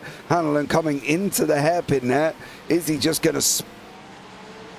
Oh, he just chugs excessively slowly around the hairpin, and I'm wondering if Jimmy may have done the same thing, or... That's a slowdown penalty. Yeah, was Jimmy off at Degner? Yeah, he had already hit the entrance into Degner 1, and that's just going to bounce him up all day, and unfortunately there is nothing but a barrier waiting for Jimmy Middleton there as well. Another thing they've got to be careful of is taking them curves, Scotty, and as you know, with any curves going into a tricky corner like the Degners in general, you've got to be careful. So, you know, no surprise that something happened to somebody, but if I'm not mistaken, I believe that might actually be the first person within the Degners that that's possibly happened to. Yeah, it's actually been relatively clean. There was a forward off there, which I think was Darren Burgess, which was after contact with the 711, which was Brent Tucker early in the race. But that, other than that, it's been relatively clean. The tricky thing around this track is, and I've actually done this in this Merc, actually, around here myself in the Suzuka 10 hour, is that once you've got a little bit of suspension damage, that the first Degner, that curb on the right-hand side of it, that can continuously bend the steering arm over the course of a stint. So, and effectively adjust your camber as things go on. It's an aggressive bit of curb, that one, on the right-hand side. If you take too much of it, there is a slowdown penalty waiting. There's also a slowdown penalty on the eggs of the Degners as well. So all around, it's just for 2 hours. This is one of those tricky circuits where you can get yourself offline. A little bit of fatigue creeps in. You're just not hitting your markers consistently. It's a track that on the surface level looks very, very easy to drive. And it is. It's very, very easy to drive. But to hit it consistently, there's no wall. There's no wall to punish you. So you're not fearful for your life when you're driving around here like you are at Bathurst, like you are at street circuits. So it just sort of nabs at you when there's so many elements of this circuit that can bring you undone. Yeah, I think that's one of the good things about Suzuka is the different type of corners, the different situations that you can get yourself involved in. You know, that fast right-hander at turn one, you send it in there, you carry as much speed for that exit, you try and get on the brakes mid-corner, slow it down, there you go, look, for Provisani, send it in, start getting on the brakes, you're bringing that front end round, get onto the brakes of the GT3, and away you go. And now you're going to sneak up here as well through what is technically called the snake of all things, and you're going to try and get it up through the S's again. There's so many aspects to this, and Dunlop could cause you a big problem if you hit the outside curb as well. And I'm surprised we haven't seen more on that one, but they are managing Dunlop quite well. But there has been a lot of other, you know, areas on the track that can cause problems. And I think, as we both consider and admit, Scotty, that that's what makes Suzuka as good as what Suzuka is here. Yeah, it is, and it's curbs everywhere, aggressive curves, place the car differently, different line. It's one of the few tracks whereby everyone's got a different way to drive through that first sector. There's nothing else like it. Maybe a Rudskogen. Oh. Other than that, it's pretty much the best way through. At most tracks is the best way through. So, yeah, I think. And as we settle, go ahead, mate. I think certain circuits, you know, have their own characteristics. You know, Rudskogen is for me, it's a Marmite Vegemite sandwich circuit. Hardly anybody I know really likes it. Oschersleben is another one that we've got, and nobody really cares much for that either. Oh. But Suzuka is a circuit that people love. And they love driving it. The fast 130, spoon, the hairpin, you've got all of it. You know, whoever designed the track and has got best bits from every track, locked them all together and has come up with this amazing circuit. And I think now this is what we can sit back and enjoy, the racing here. And we've still got racing going on. Stefan Lawrence is trying to get in front of Sean Benici a little bit further down. This is for 26th and 27th respectively. So these guys are still trying to battle away. So it's a great job from all of them as there's still continual fights throughout the field. Yeah, and unfortunately for Stefan Lawrence, it'll be a lot further down than he would have liked. At fire-off point tonight, I think he struggled. In fact, I actually don't see that he set a qualifying time, and that's Suzuka. Very difficult to get the overtaking done. Unfortunately for him, he's had to come through the field. It was the incident earlier on, and unfortunately for Stefan Lawrence, he continues to chomp away at the tail end of the field. Leith McClimate's had a race of, there's been pace there, but he'll walk away and say, man, I should have done better. Incidents he should have been involved in as well. I'm really interested. Alex K's come out, which is 23rd. And unfortunately, after that incident, both of those guys had on the entry to pit lane. That is racing, unfortunately. But for Stefan Lawrence at the moment, this might be an opportunity to get down the inside, and hasn't presented itself. So drive off the exit now key for Lawrence, and he has got a reasonable drive, although it's going to be having to go from a long way back. Porsche not quick in a straight line. And here comes Stefan Lawrence, and I get the feeling this might be done when they get down into turn one. Pulls out the draft as late as he possibly can, tries to keep that turn opened up. They'll go wheel to wheel, and Benici just bears way for Stefan Lawrence. Job done there, JP. And this race is quickly entering its final stanza. Yeah, this is it now. We're coming into the last hurrah, the last flurry, the last, here is Ben Jeffrey. What is he going to be able to do? Where is Nick Wood Jepson as well? I'm interested to find out when Jepson goes in, when Dawson goes in, and when Wood goes in, because we really will then be able to tell you where Matty Keane's going to be involved, if he's going to be involved. It looks like at the moment, though, Matty Keane is not here. As I search frantically for where... No, the name to look out for, mate, is Daniel Magri. So Daniel Magri has just taken the effective lead of the race for those who've pitted to the end. He's just gone past Ben Jeffrey and Dean Hunt, who are in for their second pit stop. All the others without 2 pit stops is Jesse McManaman and South from T14. But Daniel Magri with fuel to the end is where we called him out earlier with an early pit stop. He's made a bit of a jump. So it'll be good to see where Owen and Nick Wood come out with respect to Daniel. I'll keep an eye on that as the race goes on. And I reckon, actually, we've just lost Matt Keane from the race set, by the way, so something's happened to either his computer or his internet connection, unfortunately. So for a driver that was deep in the field in terms of things and was running quite well in that Ford, hardware issues of some description are going to bring the driver of the 38 machine unstuck. And for now, for Daniel Magri, the next car on track is Trent Allen. And he is actually starting to take a little bit of time out of Trent Allen as well. So he will be hoping pit lane cycles to completion a little bit sooner than he gets to the rear bumper of Trent Allen. Ricky Provenzali as well, a mile up this field, was driven inside the top 10 from the rear of the field as well. And there's another car on the outside of Spoon Curve, and it's Matty Gerard in that Ford as well. So every single Ford in the field has now had issues sometime tonight. Yeah, it looks like Gerard's in. Burgess is in the pits. He's been in the pits for 14 minutes. So from Darren Burgess's point of view, he's still sat there, yeah. So I think it's, we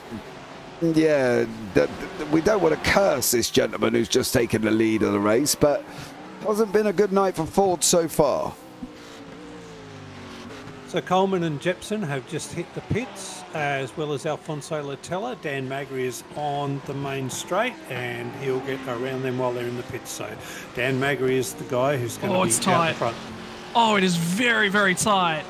It is incredibly tight. Dan Magri goes through to the effective race lead, and it will be the effective race lead, and it's going to be 2 seconds in it, boys.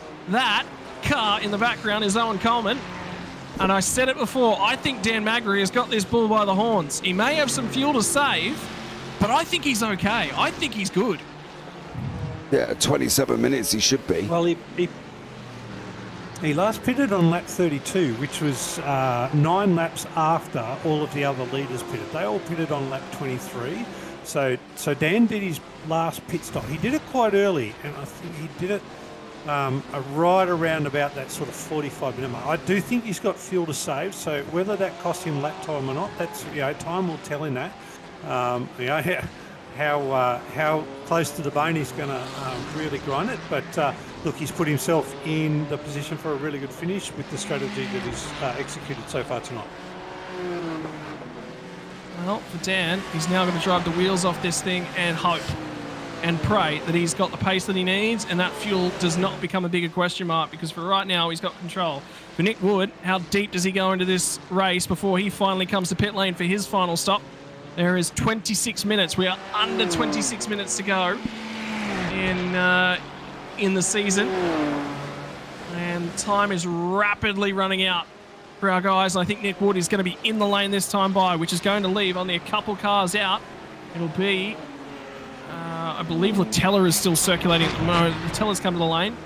So I think it's going to be Alan Dawson's going to continue on. Ricky Provenzali and Trent Allen, I think, are the 3 at the moment. And Alan's in as well. So it's just going to be Ricky Provenzali and Alan Dawson. And Pete, if you can hit me quickly with how we say that last name of our driver in P2. Ricky Provenzali.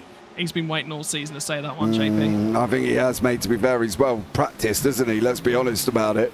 You know, you can imagine Pete in an Italian restaurant, can't you? Waving around frantically, talking with his hands everywhere. Just saying, Pete. I love you, really. Well, me? No, it's Ricky that's waving his hands around. Mate, I had to wait all season because, he's done a great job and put all this season on for. He's done all that work. but he's been yelling at me all season. So, Ricky Provenzali, give me a chance to talk you up and get into the top 3. But he's actually had a really struggling season. The guys that he brought in this season are not faster than I think he thought. So, in the first season, Ricky came from the end and finished P1, 2 and 3 most races. This time, he's fighting to get into the top 10, so to see him up there is really good to actually see him there. But he's still got another pit stop, and so does Alan Dawson out the front. So where they are now, I think they're still going to be around about the sort of P10, P12 mark. And in the meantime, that battle between our 2 effective race leaders, this current lap is going to be the difference maker, and Coleman is starting to take chunks of time out of Dan Magri. He's taken, to this point in the lap, 0.6 of a second out of him. And there is 24 minutes or so left on the clock. So time currently not in Daniel Magri's favour. He has either got to find pace or he's got to find a way to hold off Owen Coleman. And with Coleman coming at that rate of knots, we could end up with ourselves with a battle for the lead on track. Might resolve itself in the final 15 minutes here. Yeah, Dawson's got in as well. So from Provenzali, he's gone in to the pits, so that that will be allowing Magri to go through. There is Coleman in the background. Looks like Trent Allen's had a little bit of a moment further down. Jeffrey's there as well. You know, and that's the thing at the moment. It's been very, very fuel strategy dependent, this is. And now we're starting to see how it's going to pay out, isn't it? I don't think Magri can make it to the end. I think he's going to be about 5 laps short. Even with fuel staving, I can't work out in my numbers a way how Dan's going to make it to the end. So I think he's still got a splash and dash to go. And unfortunately, for those of you watching along at home and keeping in touch with our Challenger class, Dean Hunt unfortunately has just made contact with the rear bumper of Trent Allen, which has ended Trent Allen's race. And that may have a penalty to serve, which means Latella has basically got this one wrapped up. His pit strategy cycled himself out in a reasonable spot as well. He's up the road from Dean Hunt. Oh, man. So for Dean, who came in with hopes. Yeah. He apologised on the radio straight away to Dean, to his credit. I think, you know, there's so many eager beavers. I think the beaver has got to slow down before it starts chewing the wood. You know what I mean? You've got to take it a little bit easy here as well. There's, you know, yes, you've got 20 minutes, but you've still got a 2-minute lap. And I think for Alan, he's obviously, that's it. I think he's going to be practically done here. So let's see how it works out. But for Dean Hunt, we'll see what goes on with him as Nick Wood is closing, trying to close down on Ben Jeffries, but it's got about 16 seconds. I can't really see that happening before the end here, Scotty, but he has got Dawson and Jepson right behind him with Richard Meyer 3 seconds back. So maybe Jepson and Dawson might get into Nick Wood. This is probably where the Ford, Matty Keane is in the battle, but he is back here, and I think he might be a lap down though, unfortunately. Well, yeah, he is. But right now, we're going to actually have an overtake for our race lead. To the inside, Owen Coleman into turn number 1 and gets the job done. So for Dan Magri, whilst the fuel strategy has worked in his favour and he's found himself towards the front end of town, Owen Coleman had the pace in hand, and I think you might be right, Pete. I get the feeling that this one is going to be a fuel save run to the end of the race. And Ben Jeffrey now only 2 seconds behind these guys as well. So he's coming at a rate of knots at the tail end of this one, and after that's Nick Wood and that Ford. What do you mean you think I might be right? Because you weren't right about the car at the beginning, Pete. So, you know, we've got to question it. That's you on the Porsche. But remember, I do crew chiefing for Scotty. So, you know, if I'm his crew chief and I'm his, looking and getting to the front of the race. If he says to me, I think you might be right, I'm like, I might as well just turn the computer off and go home. He does do a lot better with the numbers than I do. I will give him that. Well, let's see if he gets it spot on. because I'd hate for him to lose two things this evening. Welcome in, Cher, as well. So how is the Mad Englishman tonight, apparently? So I'm not in a bad mood. I've won a bet, so I'm all gravy. So there we go. But some, interesting things happening. Hey, you've only got to speak the truth. Oh, Scotty, you missed last round. Scotty, you missed last round. And JP, he was literally the Mad Englishman. He went for like 3 to 4 laps without taking a breath, and it was exciting racing. And even I'm like, oh mate, you're going to blow a valve here, just slow down. Yeah, and our Cher pops on the YouTube and says, oh, he sounds like a Mad Englishman. Oh yeah, that's a new nickname. JP and I share oxygen tanks at the end of a broadcast. That's the way this sort of stuff works. In terms of things, Cher, by the way, we're actually sharing stories. Rue was actually sharing stories about how she's just this crazy woman, absolutely crazy in terms of sports bike. And the crazy woman invited me to go over for laps at what is now Wanneroo Raceway. And I was like, oh, I've heard of Wanneroo before. I wonder what track that is. It's Barbagallo. Barbagallo is the name that's stuck in the back of my head, and I'll never be able to get rid of it. I love that track. Could you imagine racing a sports bike up and over the crest coming down to the final corner at Barbagallo? Yeah, Cher does that for fun. Well, I'll tell you what, Stefan Lawrence nearly did that for fun there as well. He was blinking in and out, and then he lost the back end of that BMW. Did well, McClymont, to not actually make contact with him. So that was a good job there. Brian Tucker's locked it up. Here we've got 2 Porsches going at it with him and Simon Honey. It looks like Matty Keen's had a bit of a moment again in that Ford here as he's coming down into Casio. He's bounced the curb on the way in, doesn't touch it on the way out, but not really quite sure what that was. That was a very strange maneuver there from Matty Keane as he went over the curbs going out of the Casio Triangle.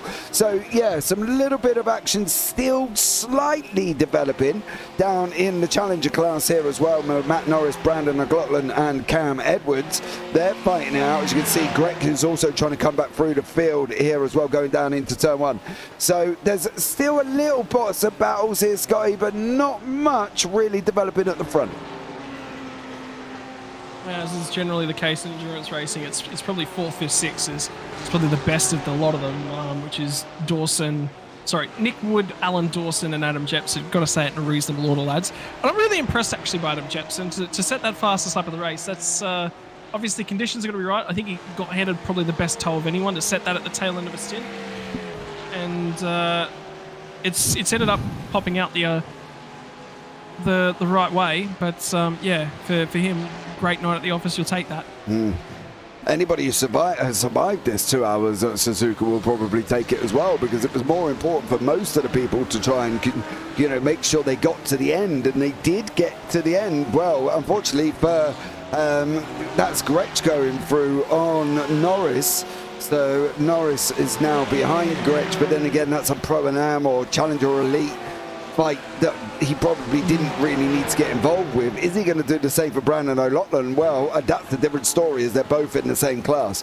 But, as we said, for the people the likes of Dean Hunt and Boz who are still going at it here as well. Hunt is not in that position to take Latella in the championship, and Hunt unfortunately will probably finish in 2nd place with 16 minutes remaining. So it's starting to sort of, dimmer down just a little bit. Yeah, it is indeed, as they tend to go. And 15 minutes on the clock to the run to the end of the season. It started off in drama all the way back at Catalunya. Safety cars bred safety cars from that race, and for a field the size that it has been, Catalunya, you'd think they might be able to get through, but it does have its tricky corners. The season worked its way through. From there, we stepped forward and went to Monza, and the GT4 category was a banger in terms of a fuel-saving race. The GT3s, it wasn't all that bad either. Road Atlanta was dangerous. It was tricky. We went to Hockenheimring for round number 4, and here they are at round 5 in Japan. It's been a world tour. We've had 1 round in Spain, 1 round in Italy, 1 round in America, 1 in Germany, and then we've made it to the Pacific as well. In Japan to feed things. It's been a little bit of a world tour. It's been a celebration of great racetracks the world over. Of those 5 tracks, Peter Baxter, we'll start with you. Got a favourite of the 5 that have been on offer this season? I'm gonna no. You guys keep talking. I've got some news pending coming up. Just on some. Ooh, okay. Okay, math still has to be done in the background, and for you, JP, hard to go past Road Atlanta, isn't it? Yeah. I'm struggling to see what else would really come close to that. I don't think Hockenheim or Monza or Barcelona. I think, Suzuka, you might be able to get a sniff. But I think Road Atlanta, the racing we had, the quality that we had here as well, I think that's probably going to be the one for me. As O'Loughlin and Norris still going at it here side by side at this moment as we go into the last 14. It's going to be tough for past Road Atlanta, but partly because, we know Road Atlanta, Scotty. We were there, we've been there millions of times, hundreds of times, shall I say, probably not millions because we're not that old, but hundreds of times through things like Petit Le Mans and everything else that we've watched there as well. There seems to be a rush of Road Atlanta, and it is just a great circuit. It technically, probably on the scale of 10 being the most difficult, like Nords, to 1 maybe being, I don't know, just put it out there, Scotty, don't have a go at me, but like Dega for an oval where it's just full flat. Road Atlanta probably sits somewhere round about that middle mark. It's not quite technical like Nords. It's not as fast as, obviously, an oval. It's somewhere in the middle. That turn 2 and 3 going up the hill are probably a difficult space to get through as well. Running off down the 4, and of course we know the curb coming on the outside of 5 can shoot you into the left-hand side, kind of like this circuit can. But I think for me, my favourite this season has got to be Road Atlanta. All right, boys, can I jump in? I've got some really important news for you. So, we've been talking about Alfonso and Dean Hunt for the Challenger class also all night.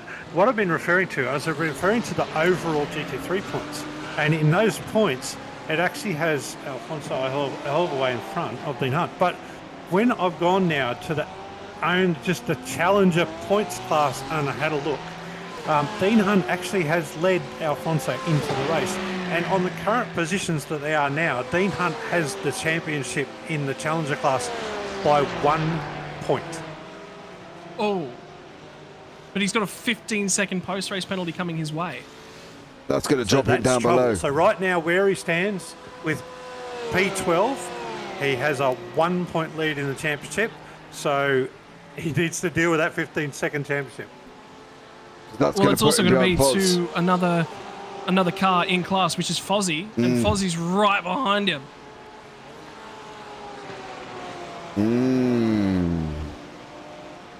So all of a sudden, a sting in the tail of the toe-to-toe championship. Yeah, I don't think Hunt. Well, if they're tied though, are they going to be tied coming into this? If obviously his 15 seconds drops in behind Mark Foster. Pete, can we get a reference on that? They're not tied coming into it. They're not tied coming into it. The 15 seconds will drop him down to P. If it takes him to P13, it will drop him down. It's going to drop him 1 spot, just 1 spot, because Nick Bottrell's 20 seconds back. And he's the next car on track. Yeah. So dropping down to 5th in class and 1 spot on track. I'm seeing some rubbery figures, so it's hard to call, to be honest. Leave it with me. I can actually say I did just hear a response. So Dean was let go by Fozzie, and Fozzie said, "Yeah, mate, I can't do anything about it. I'm fuel saving." So there's a question mark over Fozzie at the moment. If Fozzie has to pit, he'd have it by 1 point. Yes, I think that's what was Wouldn't that confirmed. be a sting in the tail of the championship? But yeah. If Buzz is saving, is he going to really lose 15 seconds between now and 10 minutes? That's a big ask for somebody to lose that amount of time. If he has to pit. If he has to pit, then he may do. If he cannot make it, yeah.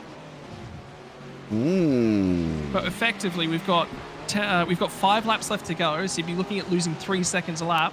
It's not going to happen from that perspective. The only saving grace for Dean will be if Mark Foster has to pit. Wow. Which is a shame for Fozzie. And to see him that far down in 13th when he was up in, what, 6th? 6th, 7th. which is the best we've seen out of him in ages. And I don't think it'd be a dry on the house for Fozzie if he was to win a race in the Challenger class. No, I think, you know, Mark's done an amazing job. And I think as well that Dean Hunt, it's going to be really close, and it's going to be really tough for either Latella or Hunt. One of them is going to be upset, one of them's going to be ecstatic, and that's the situation that is motor racing. You know, there's always a winner, there's always a loser, and to be fair, this is probably one of the only few sports that, you know, there is a definitive loser and winner. You know, sometimes in basketball you get tied games and then you have to go into overtime. The same in football, you know, the same in American football, baseball, every other sport generally. Even tennis, when they're tied, they just keep going and going and going. You know, we don't have that here. It's you're the winner, you're the loser. If you're tied on points, who's won the most races? It's you win. You know, so it's a very definitive winning-losing situation. So for Hunt and Latella, if Hunt has got a drop behind Foz, and Foz is only 2 seconds back at the moment, and that was literally 2 minutes ago, Scotty, where I said, is he really going to lose 15 minutes? And he's only barely lost 4 tenths over 2 minutes. Well, Richard Mare's just pit. Richard Mare's actually just come back into the pit lane, so Daniel Magri's lost a spot. Daniel Magri's just lost a spot to Ben Jeffrey as well. Richard Mare, who was one of those drivers that we had, was maybe going to have to come back in for that splash. He hasn't made it, and he hasn't made it by 8 minutes. But I thought Richard might have actually been the first car out of all those cars that took the stop at a safety car to actually pit. So, well, now Dean drops behind Richard as well in terms of the overall stats, but that's not for a class position, because that's Richard Mare feeds right in behind Foster. I think we'll have to get Pete. Unfortunately, I don't think my maths is quite going to be good enough at this point of the morning here as well. I think Pete's going to have to be the stats man. I don't even know if I'm going to be able to do it. There's some funky things in the point system here that the boys have been using I haven't quite got a table for. So I think I can't call it. I haven't worked it out. I'm going to stay on it and call the race to the end. I'll see if I can get it before the end. Well, there we go. Pete's got a mission behind him, Scotty.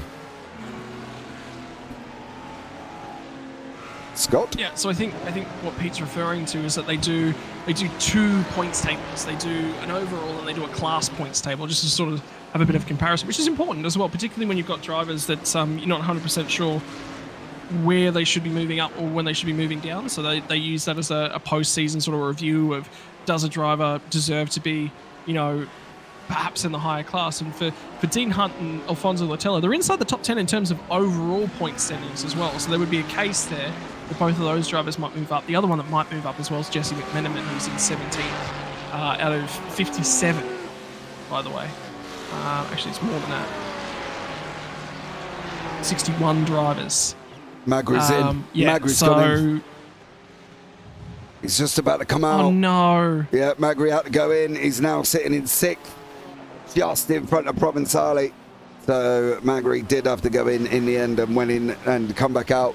Stop was literally nothing, and he is in and out, but he's now out in 6th place. But overall, though, but to be fair, Scotty, if you look at the gainers and the losers, you know, look at the gains between Magri and Provençali. That's 41 places between them. You know, you got 27 between Sutherland and Hunt. Then you throw Latella 6 in there, 19 for Lawrence. So that's a big gain for some of these people, you know, and they should be proud of what they've done.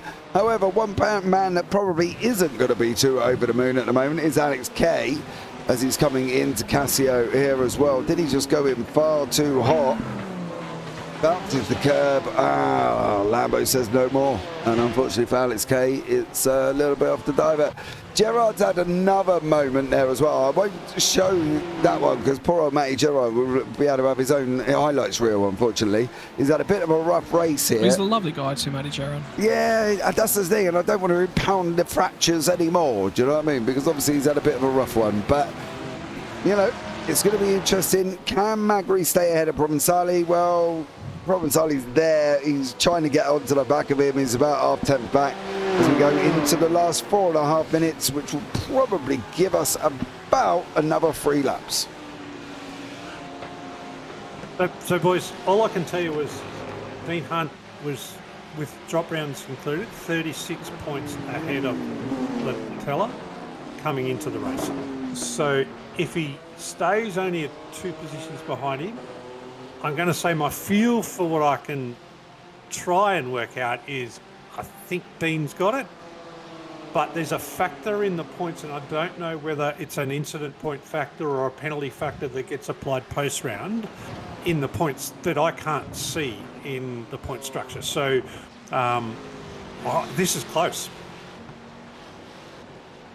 Yeah, it's exceptionally close at the top end of town at the moment. And unfortunately for Dean Hunt, that 15-second penalty may just put pay to what has been a real stab at the championship. And it is going to be tight when we pop out the other end of this one. Ben Jeffrey might have had actually a moment on that most recent lap as well. He's in and around lap traffic as it currently stands and has fallen fractionally further back from our lead. But after 2 hours worth of racing, when you say 5 seconds covers your front 2, you won't be too upset about that because there's nothing in that. Hang on, did Owen Coleman just had a huge moment? We're going to have a battle for the lead with 2 laps left to run because Owen Coleman just lost the rear end of that Mercedes, and have a look at that Ferrari.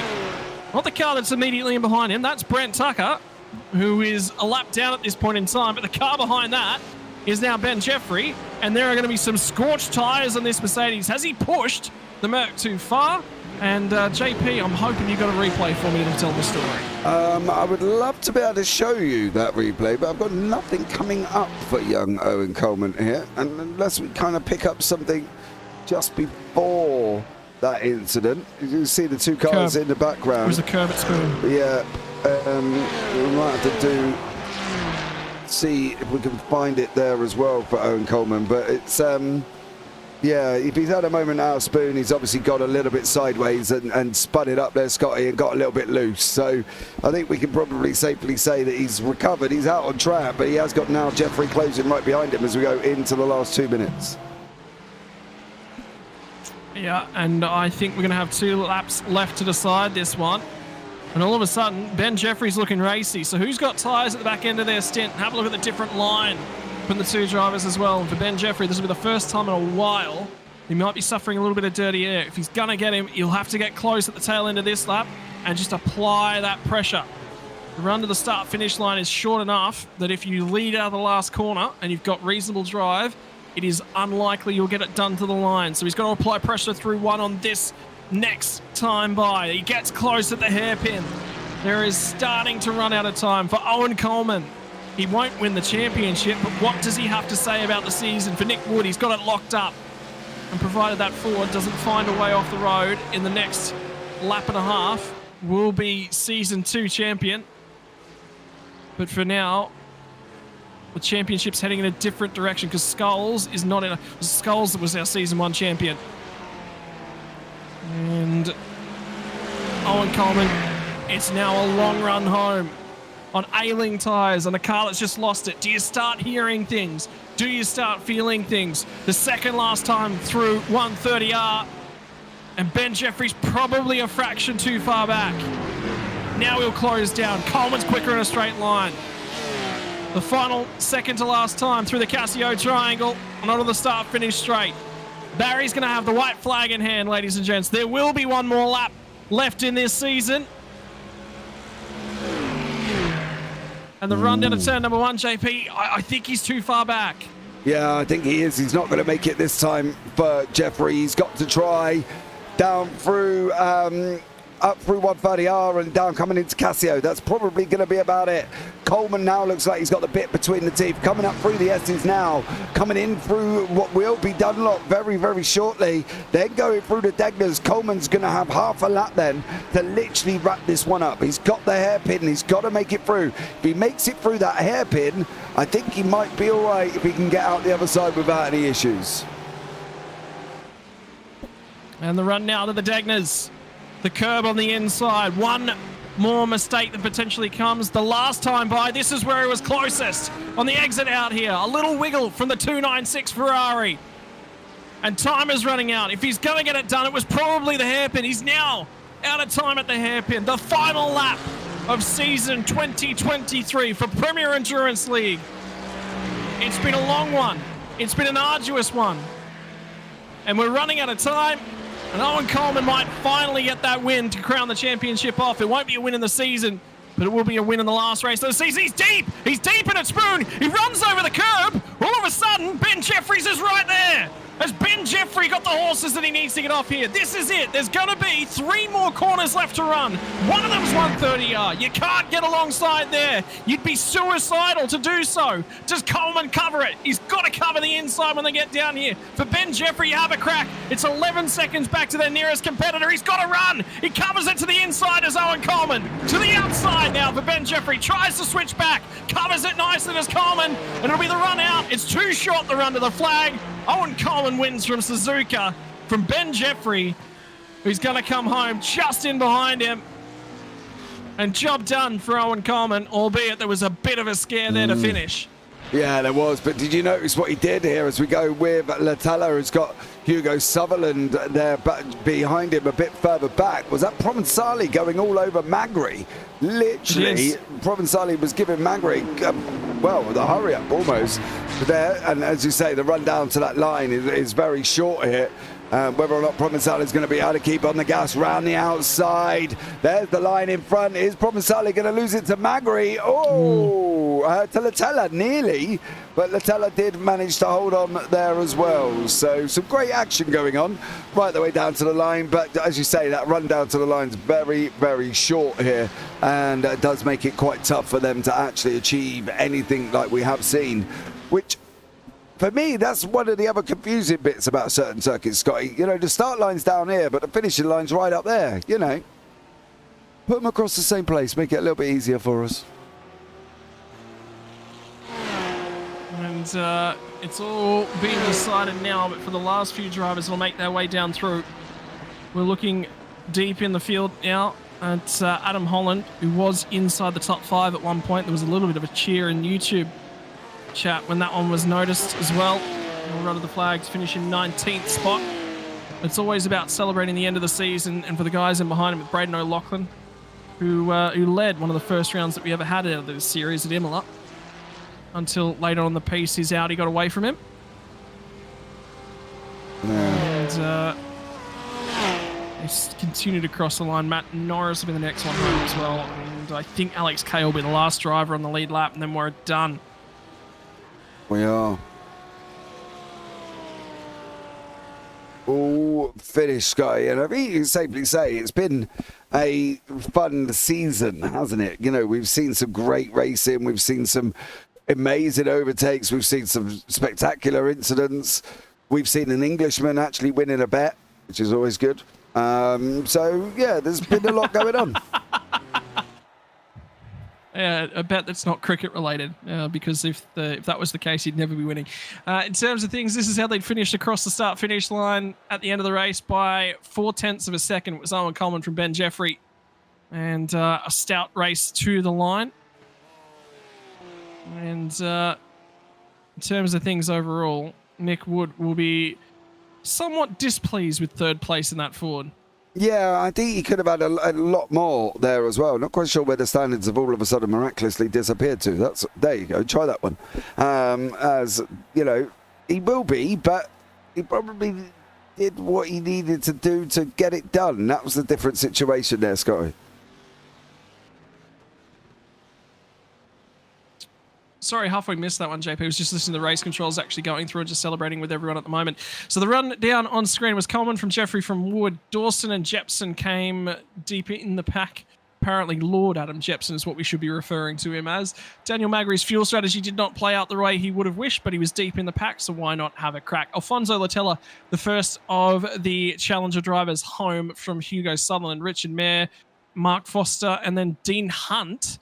With a 15-second penalty, we'll drop back to 1 minute and 5 seconds, which will still be good enough to hang on to his place as he currently stands. So Foz gets home for third in the Challenger class. How about that one for the first time out in the Porsche? And Pete didn't curse him in the end. Hunt from McManaman, Hallinan, Bottrell, McClimate, Edwards, and Lawrence, you top 18. And from there on back, gets very tight in towards the 1 lap down marker. Adrian Gretsch, Braden O'Loughlin, Matt Norris, Alec Kay, the last driver across on the lead lap. Brent Tucker, Sean Bonici, Simon Honey, John O'Kiley, Matt Keane, all at 1 lap down. And from there on back, it's Jimmy Middleton, followed by the retirees, Trent Allen, Darren Burgess, Matt Gerard, Brennan Groch, Ronald Long, Matt Scholes, and Luke Mackay. Round us out there. And Pete, in terms of the championship, I think that penalty might have just put pay to a few things. Look, I'm going to be confident with Nick Wood being the champion, Owen Coleman being second. I'm going to be partially confident that Ben Jeffries picked up third. I'm not going to call the Challenger class, mate. The racing was close. There's a penalty there, and there's some factors in the points that I just can't see where they're coming from, and it's too close to call right now until the administrators go through and add whatever extra factor they're doing, whether it's for incident points or penalties or something like that. So, sorry guys, folks, I just cannot work that out. Who's won the Challenger class at this stage?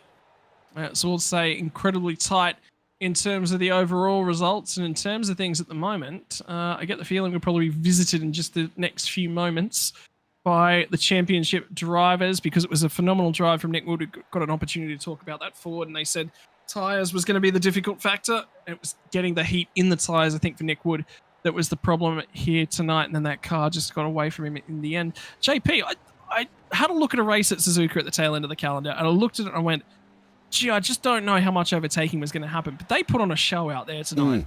Yeah, they definitely did. And sometimes we sit back and say, like, certain tracks of certain places. And there are certain series that will make every place on the track work. You know, and that's the thing. If at the end of the day, there was only one specific area, say turn 1, that's it, of Suzuka. But these guys have taken it down the hairpin, they've taken it into Spoon, they've taken it round 130R. You know, we've seen it going into Casio. There's a lot of places on this, and they've done a great job with it. And these guys should be all proud of themselves. Yeah, they absolutely should be. And I think probably the move of the night is probably going to be that move between the two Ford drivers, seeing Nick Wood get past Matt Keane in the S's. That was a sight to behold. Not something you'd normally expect to be happening, but hey, it ended up happening on the other side of things. In terms of the season, there was some interesting moments. There was some out of control moments all the way back at Catalunya. Stuff just kept happening that kept getting away from our drivers, but there was also some big highlights in terms of things. Number one was probably the podcast where we sat down and argued about race control and what we want from everything, JP, from Road Atlanta. We said that was probably our favorite rounds in terms of tracks, but that was probably a highlight on the broadcasting from my point of view. Yeah, I think you're right. And I think at the end of the day, you know, we as we know, right, are here, we talk a lot, and we give our opinion, and sometimes we've only got split seconds, and sometimes we call out rules, sometimes we call out regs, but that's what we do. That's our job. So, you know, how many times has Crofty gone, well, maybe the FIA need to look at this, or maybe the FIA need to look at that. And that, at the end of the day, is what we're here to do. So, yeah, as much as some people, upset people with the way we speak and what we do, kind of is our job to do that, you know. But when you're doing really well, we'll praise you for that one as well. So it's a kind of swings and roundabouts, I think, for everybody, Scotty. And at the end of the day, we've learned a lot this season. We've learned a lot going forward. We know if there's things that will need to be changed, will need to be not changed. Could they do better here? Could they do better there? It's all a learning curve for everybody. And as my granddad used to say, if you learn one thing every day, you'll die a very smart man. So if we're learning more and more as the season's gone on, we're all going to be very smart. Well, the thing I'll say to anyone that's listening along at home is if you want to have an opinion, become a commentator. Yeah. Pete, opinions and commentators? I was going to say opinions are like, I was going to say one thing, but I can't say it. Yeah, everyone's got one, but they're not always right. You know, so look, occasionally it's good to just take a step away from, step away from the cockpit itself of a car, jump, and have a look at a race, try and work out what others are doing and call the race. I mean, you two guys are absolutely brilliant. I'm far better at the sort of, looking at the race and the strategy and who's trying to do what and what they can do in the car in a driver's perspective or a crew chief's perspective. But, I've really enjoyed it. It's a good chance to sort of sit back, occasionally you can call out some things that look really strange, but everybody's got different roles, and we're not paid here to align opinions. People will disagree at certain stages. That's healthy. Good debate as long as everybody looks at it, considers the things, and we take a position and move on. So I'm comfortable with it. I've really enjoyed working with both of you at different stages during the series. I've got to thank Jimmy and Ricky for bringing me on and into the series and giving me a good crack at commentary. I've really enjoyed it for Premier Endurance League, and it's good to be a voice of the league. I've got to work out these points though. I'm sort of leaving tonight on a little bit of a downer because there's something I haven't solved, and I don't like that. Well, points will get plugged in, and I'm sure we'll find out the very, very near future, ladies and gentlemen. But before we can drop tail and run, the most important thing is this would not be possible without the sponsors that make it possible for Premier Endurance League. We're actually scheduled to have a conversation with Blake from Game Gear Direct throughout the show tonight. Unfortunately, that happened in the middle of safety cars. I think we were a little bit frantic and looking around. We actually missed that one. So for Blake Sterling from Game Gear Direct, I want to extend a direct apology. That's on me. On his behalf, though, I can tell you he has got some new merch in stock from, in particular, and this is a brand that I'll really, really like because I've got one of their wheels at the moment, and I can say they are schmick. They are the top standard, is the Gomez Sim Industries wheels. So if you are now looking for your latest in sim racing hardware, or you want to get yourself involved in sim anything, now that's sim planes, which I know that Pete, you're a big fan of, and the golf part of that one as well, you're also a big fan of, and then your racing simulators. If you're looking for the latest in terms of simulator gear in Australia, talk to the guys and Blake Sterling from Gamer Gear Direct. Blake is phenomenal to work with, easy to chat to, and can really get you sorted to get yourself out on track, because there are a lot of hidden pitfalls within the sim racing world, getting your sim set up, working, and making sure that everything's looking schmick. And Blake can get you sorted from Gamer Gear Direct on behalf of Virtual Motorsport Mentor as well, because even the professionals have coaches. The reason for that is mentality, keeping yourself held accountable. I've had multiple good chats with Chris Purnell from Virtual Motorsport Mentor about racing. Keeps you focused, keeps you in the loop. In terms of things at the moment, we do have two drivers on standby. I think we actually are going to start off with our race winner, and it will be Owen Coleman that we'll chat to first tonight, mate. That was looking a little bit of a cakewalk. You were quite comfortable. And then with about 2 laps to go, that rear end of the Merc got away from you. Just got a bit too wide on that curb, and it was like it felt like the world's slowest slide. I was like, no. And then sort of managed to pick it up a bit, and saw the gap to Ben. I was like, come on. And managed to keep it in the end, so finally good to get one over Nick for once. Mate, in terms of things, we're talking about the fatigue element of this race. It's not your standard racetrack that provides issues, because it's as if every corner has its own elements, and it's tricky to focus on a 2-minute lap on all those individual elements, because it's not a Bathurst whereby there's a wall a moment away. It's not you've missed a braking zone at the chase, you've funneled off. It's not a street circuit a la the Gold Coast, a la Detroit, a la Chicago. Any of these sorts of things, it's sort of the mistakes around here are a little bit hidden, and sometimes the fatigue, it just creeps in. Yeah, I was definitely feeling it in that race.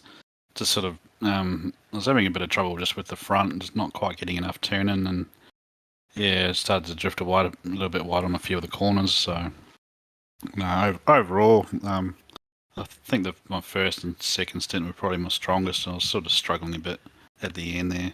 And then that slide just sort of wrecked the tyres a bit. In terms of things, obviously the season didn't go perhaps the way you would have liked. There's a few learning points, I think, there. That's what's the big takeaway for season 1 2024? I think it's just a case of sticking to it. Like I was a bit sort of annoyed with myself after the first round, and just sort of tried to keep my head down. I think it's just a more case of it's just taking what points are on offer instead of trying to sort of go too hard if you're not sort of in the top half or so. In terms of things, he's been your man, ladies and gentlemen, that complains the most about server settings. And from Grumpy Coleman, the last word on the server tonight. What was the big issue in terms of the server? Come on, there's got to be something. No, I think you guys had it all sorted. I think the broadcast took a little while to kick in, but other than that, it was all good. Other than that, Owen Coleman, your opportunity floor is all yours to thank the sponsors that make it possible for you, mate. Obviously, big shout out to Blake at Gaming Gear Direct for being the sponsor of the series.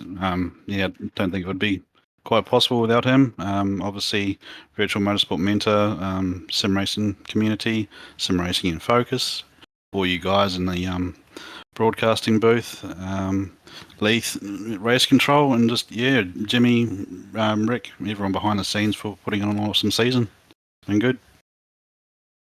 Mate, thank you very much for joining us. It's been another banger of a season, mate. We'll see you back in 2024. Thanks for your time, Owen. Sounds good. Have a good night. Thanks, mate. And finally, there will be one more driver that we'll have to chalk to, and it is my pleasure to say your 2023 Season 2 champion, Nick Wood. Nick, mate, that looked like a little bit more of an American handful than you would have liked tonight. Yes, the car was definitely a handful, but it was a fun race nonetheless.